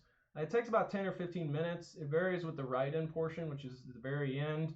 It's more or less made up of 6 sections, just a general participation overview, your perceptions or values or rankings of GPSC priorities, thoughts or experience about council membership, council meetings, the executive leadership, and then those qualitative responses at the end. Definitely, if you can, really appreciate you completing that survey for us. We take a look at that to try and think about what we can do for the next year. In our executive meetings, I've been in the habit of saying, the good, the bad, and the ugly. The idea is what works, what didn't work, but we should try to improve, and then the things that we potentially just don't do anymore. And so that is sort of a big picture look on the whole year that we can do that. In addition to that, I'm going to reach out to folks about trying to do exit interviews, which will be, I guess, through Zoom. But in the past, I've tried to do exit interviews with folks about their time in council and get some more depth for that feedback and the perspective of the GPSC's effectiveness, future directions for things. If that's something you want to participate in, I'm more than happy to have you reach out to me about doing that, and we'll get it set up. But like I said, I'll reach out to some of us in council about trying to arrange for those like exit interview type of things to get some additional sort of more qualitative in-depth feedback similar to the survey, but oftentimes a little bit more pointed or specific to somebody's experience or duties while they were working in council. If you didn't get the email for the survey, let me know, or check your junk email box. But with the way that I can get it to use the GPSC email, it seems to work pretty well to actually land in people's inboxes. And let's see. Talked about the end of year reports, end of year policy stuff. So there's like 3 sections at the ending of the report that I had for tonight. One is end of year policy items. So essentially the things to not let go unattended. And these are going to be ultimately large parts of the transition for the administrations. But you can see a number of things under that if you take a look at that report, as well as sort of indeterminate mentions, so projects in various stages that are a little less immediate priorities, and then just some overall office administration stuff as usual. But I want to focus on the end of year policy stuff because these are things that will be sort of important immediately in the summer. And while the council won't necessarily be in session, won't be convened to do business, these are things that either are going to be going on or will be things that executive officers will be immediately engaged in, if not actually, trying to get some response or some reaction on. Those being things related to campus, like the International Students Task Force follow-up that's been led by the Graduate Assistants United, who we've been helping along with. I've already been putting some email feelers out about that, just because with the particular circumstances that we're in, I feel like a lot of the issues that task force was already looking at, we have a whole set of new ones that are now going on, and things that might intersect in very meaningful ways. And so a lot of things to continue doing there. The CARES Act is something I think that we need to... We don't get a lot of communication with the health insurance fee, and the CARES Act, I imagine, is something just like the health insurance fee we want to have a line of communication on. But right so far, we haven't gotten anything as far as, well, we're still figuring it out. But the CARES Act is something that we should continue to get some additional information on. I think an interesting idea that's related to the CARES Act is reimbursements for GAs using their home internet for university business. I know that overages, like overage fees for your internet service, have been waived, but they're not waived entirely. It's waived to a certain point, and the time frame for which that applies to may not be consistent with the amount of time that someone's having to use it. As a peer colleague of mine said, it was like, I'm literally paying to do university business right now, and that doesn't necessarily make the most sense. So I think that that's something that could be brought up. To my understanding, Dr. Shi, the Associate Dean and Director of the Graduate School, was on a 12-month contract. I don't know if that's correct or if it's already been renewed, but I think that that's something that we at least should keep attention on, and whether that contract's being renewed and what's going on with the graduate school leadership. In the same vein, Dr. Kinsel, who's the Interim Vice Chancellor for Research, seeing if there is going to be a change in leadership in that office, and just sort of keeping up with that. I also have some concerns with GA contracts over the summer as well as with the fall, if for nothing else because we're not in person, and not being in person, it makes getting the contract signed or being provided the notice of the intent for contract more complicated than it would otherwise be. You can't just get it out of your mailbox. You can't just be given it because you're in your office and somebody stops by. And so just working with the union to share information, make sure that we're communicating things that need to be communicated to folks so that everybody's interests are preserved. There's still all the mess with the administrative reorganization of academic units and programs, and we haven't had an update on that in some time. And obviously with the coronavirus stuff, everything makes things pretty weird, but that's something that I think going forward, trying to get some update, continuing to ask those questions. Constituency heads, we had one in March remotely, but we haven't had a constituency heads update specifically since then.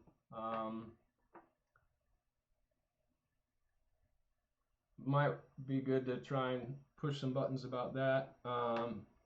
And to be honest, this isn't something I'm not going to do, but it's just we might not get feedback on it prior to May 15th, or there might not be action on it prior to May 15th, and so it might be something I don't get to necessarily follow up on a continuing basis. And then I'm also a little concerned about GAs over the summer and over the fall, specifically with administrative assistantships. I have not gotten word back, in part, because we haven't had constituency head meetings, things like that, to actually ask the question. And so I'm trying to do it through other means.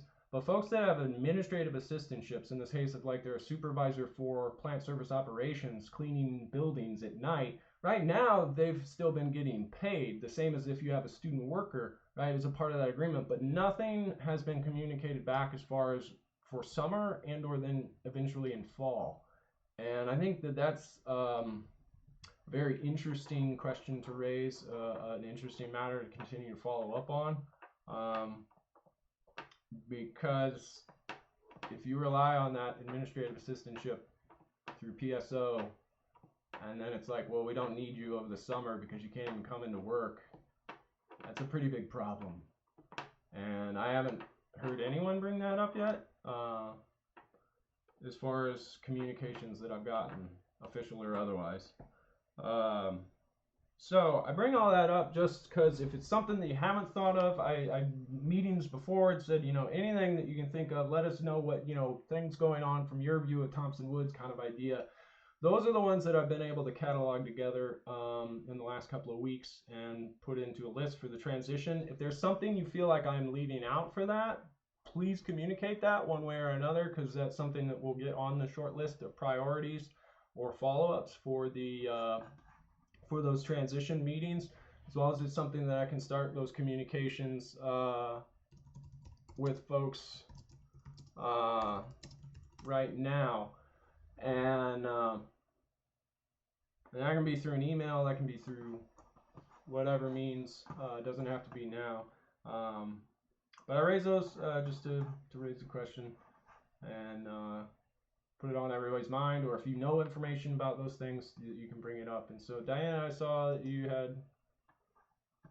Yeah, so I just wanted to kind of touch base and see what other people's departments were doing.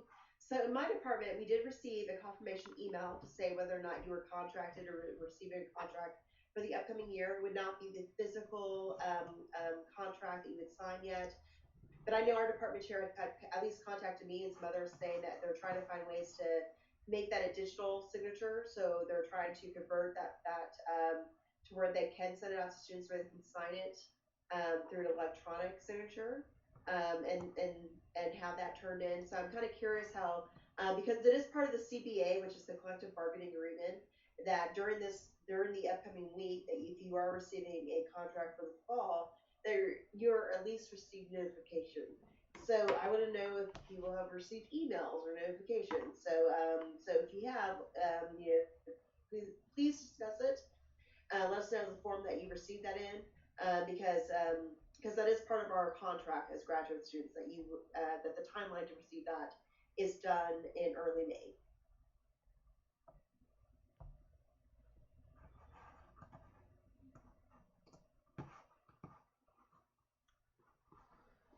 Yes. Yeah, I know my department's working on the electronic signature, and the notices I think are trying to go out before the end of April here, so this week. Yeah, lots to follow up on. Looking at the time, I feel like I potentially droned on a little bit too much about those items, but I don't know, there's a lot I feel like that's going to happen over the summer, and we're already on the back foot because of the remote meetings, but we'll do what we can. The last bit that I had for my report was, if I have it correct, and it's kind of a bummer because it's not as awesome as in person, but we'd come up with an idea for those that have attendance at every meeting to be recognized for that attendance with at least what's tentatively called a Piece of the Pie Awards, insofar that normally in our in-person meetings, right, we have pizza. The idea that somebody shows up to every meeting, they must really like pizza, and so like they got the Piece of the Pie award, what have you. And so if I have it correct from going over the attendance, and with the attendance tonight, we have 4, counting 2 of our officers with perfect attendance for all 14 of our meetings this year. That's Jeff, Emily, and Lindy, and Diana would be those with perfect attendance, and I think that is something that is definitely worth recognizing. And so the idea is that we're going to try and get something that at least resembles a piece of pie, and somehow otherwise identifying GPSC, perhaps of like a pin or something, because that would be awesome. And the idea of piece of the pie attendance recognition, a lapel pin or something like that for GPSC that is a piece of pizza or whatnot, is pretty good. We thought that was pretty good. But that is definitely fantastic. Thank you to those with the perfect attendance for your dedication to council, as well as thank you to everybody for everything that you've done. As I thought about the activity report, and I thought about our council this year, so I was a little bummed with how many members we were actually able to register, because it is down. But I was really really proud of the sort of regularity of attendance of everyone, that we didn't have this massive range like sometimes we see. And then I started thinking about how engaged and how active and how involved everybody was as a part of council, with a number of the resolutions that we've done throughout the year, a lot of the deliberation which has gone on at length at times throughout council, and it's been a really great council this year. And so, thank you to everybody. I wish in 2 weeks' time we were all getting together to perhaps have said pizza and honor some award recipients and have a good time, but a later date, I suppose. But yeah, I really can't stress enough. It's been a really great council. Everybody's been awesome, and I thank you. And so with that, let's see, I got 9:43. We'll go to good of the order. Any business? Any business at all, Clay? Yeah, it's good of the order, so that's an open call. So these on my mind as I leave, stuff that I didn't get around to doing, or that come to mind that I want you all to just kind of like look out for and whatnot. So I mentioned it to Clay.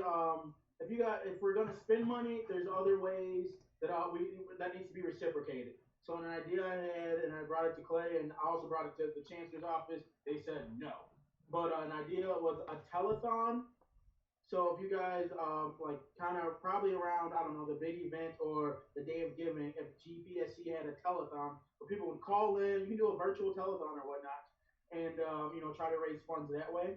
That was an idea.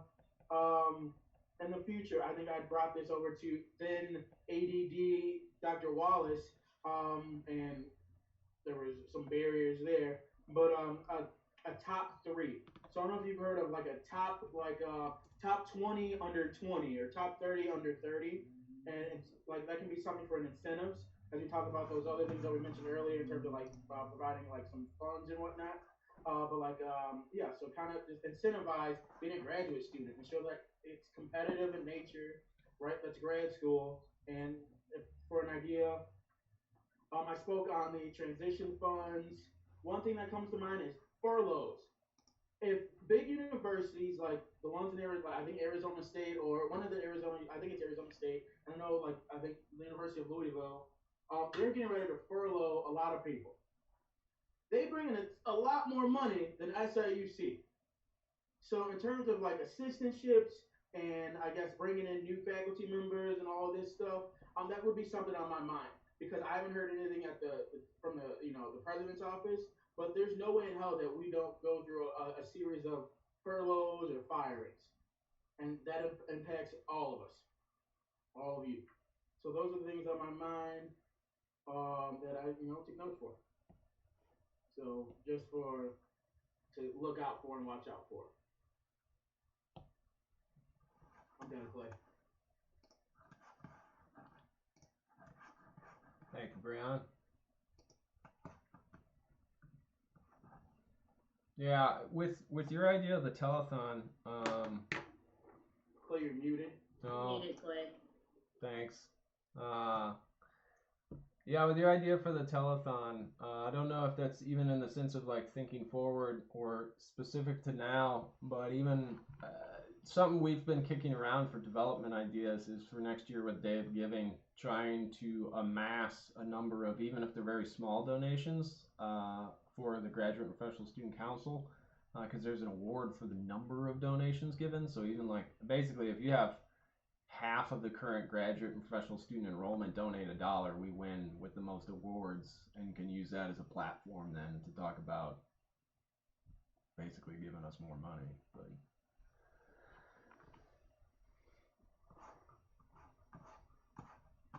anything else? We're good to the order. Yeah, just thank you to everyone who is leaving and has served, and congratulations to all the new doctors and lawyers and all the other thingamabobbies. So grad school is hard. I don't know how y'all do it, but to everyone. That was all I wanted to say. Thank you. Let's see. Caleb, is that a hand raised? Yeah, and just Yeah. wanted to give a big up to Clay and Lindy for y'all's leadership. Also for Diana and all of the fundraising and resources being allocated. You three have truly knocked it out of the park this year and really serves as a shining example of what a graduate executive officer is supposed to be, particularly Lindy for me, sort of being my mentor and showing me the ropes. But all three of you have really, really shown us what leadership looks like and have stepped up where tenured track faculty and administration have arguably failed. So y'all set a brilliant, shining example, all three of you. Truly, honestly and truly, really do. So thank you all for a really, really productive year.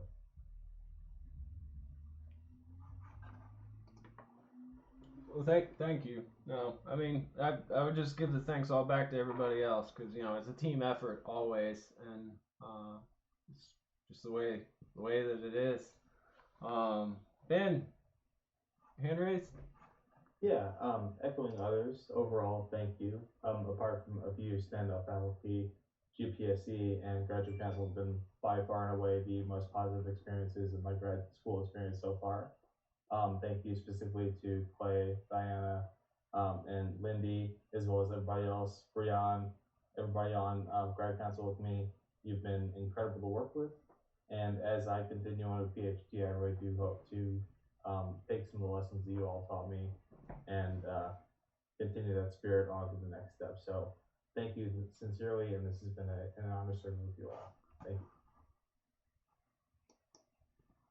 I'd like to jump into if possible.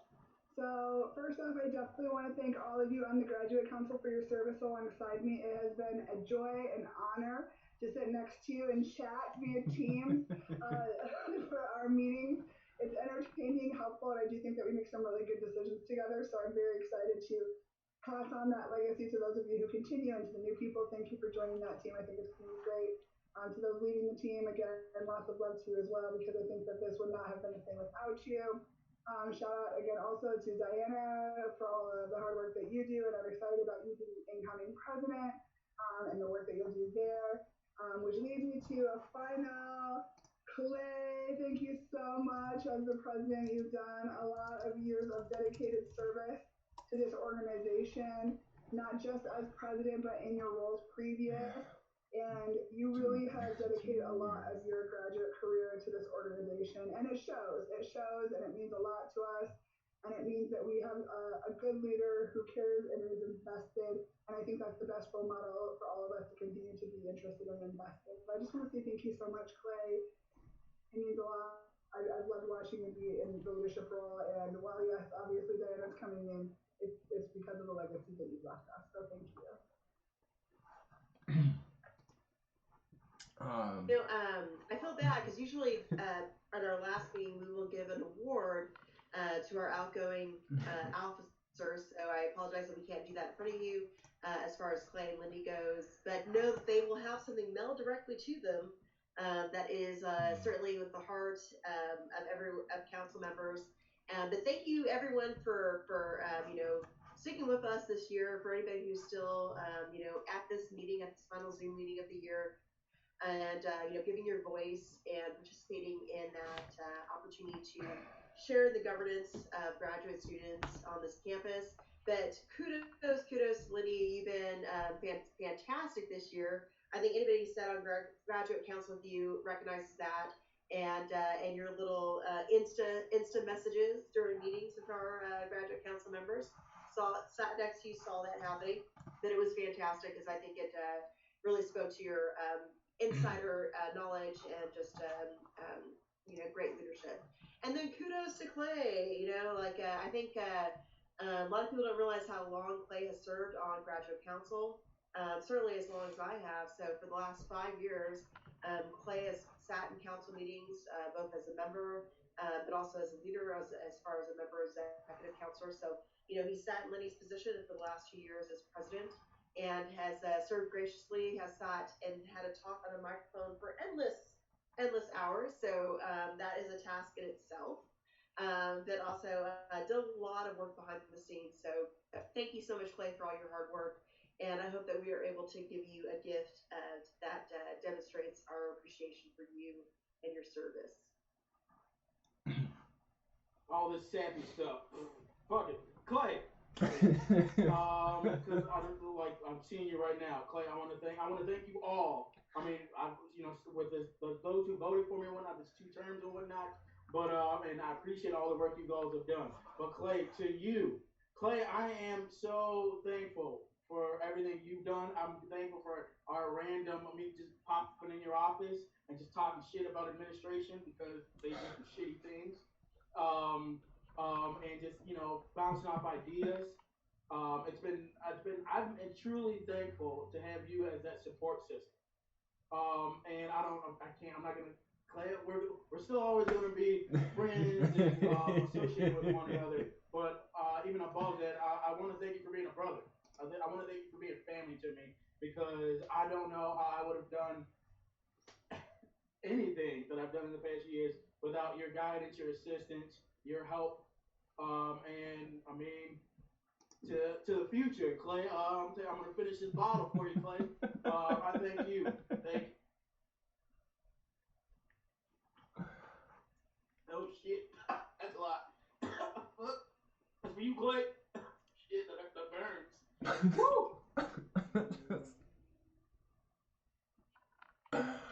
Oh my goodness. Yeah. Am I? No, I'm not muted anymore. All right.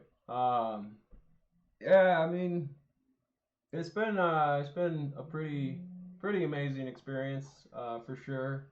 Um, and yeah, it's wild to think about how many years I've been active, but I'll say again, it's always been a team effort, and a lot of what I've tried to do personally in any of the positions or any of the roles that I've done for GPSC has always been because I've got everybody else pushing me to do something better, do something bigger, do something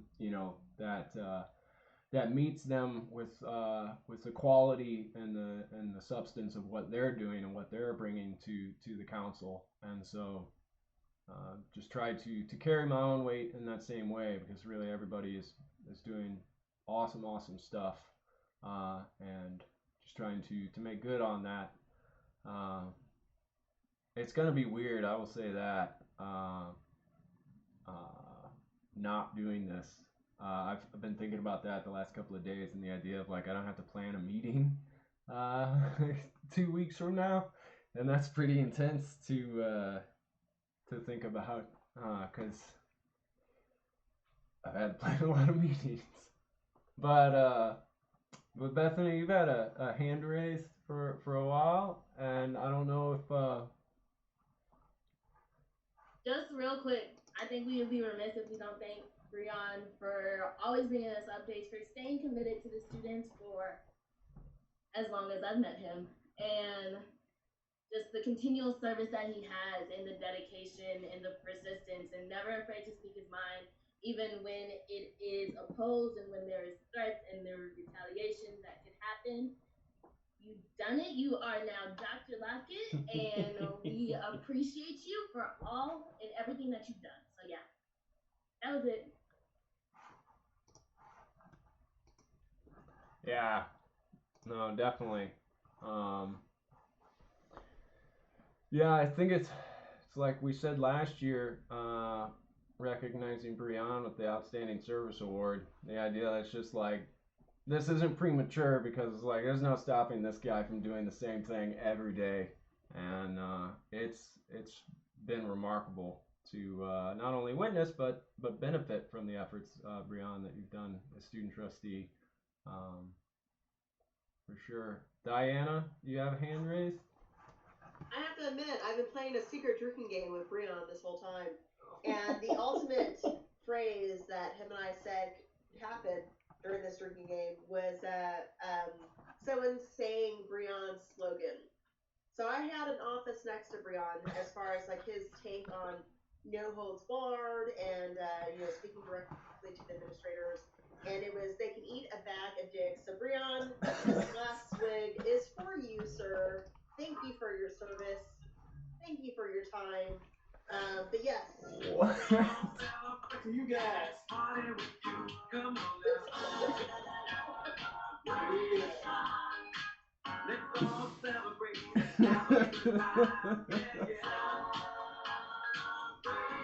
right, that's back to you, Clay. That was DJ No Request playing the hits. Thank you, guys. I love you all. Oh goodness, that is fantastic. That definitely picked up too for the stream because it was telling me my mic was muted. So it's definitely gonna be there on the stream. Oh. Culture. And I'm sorry for the language, but I had to do that as a kudos to Breon. If you shared office space of Breon, I mean, I literally gave him a coloring book with that on the title because that's his catchphrase. No, it's not me. Blame Breon. Yeah. Love you. Thank you for your work. Thank you for your service. Thank you all. Thank you all. Yeah. No, it's been an awesome time. I still wish we could get that office reorganized though. I haven't given up on that one. That's on the Quagmire list for that transition meeting. But Lindy, you've been proven right. The office is not going to be reorganized this year. Oh, well, what do we got for any additional good of the order business, everybody?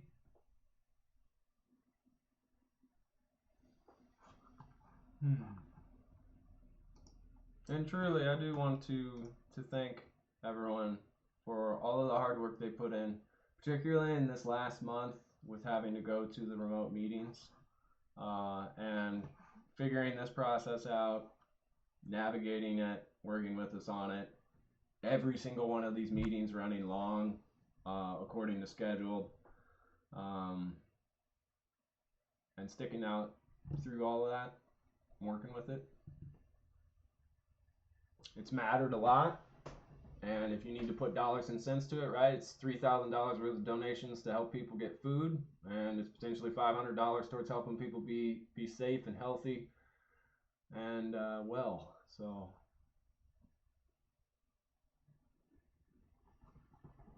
well, if there's nothing further, I would entertain a motion to adjourn. Motion to adjourn. So moves. We got second, Bethany and Caleb. All right, all those in favor, please indicate by raising the hand through the interface of the Zoom, and I will put that on the screen for us.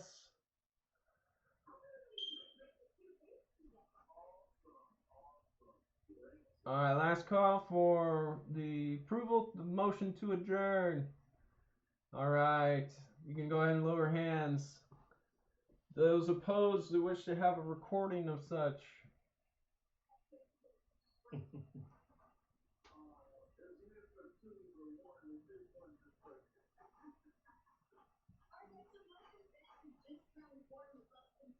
All right, well, the motion passes. And let's see. We will then officially adjourn. Thank you all. I will turn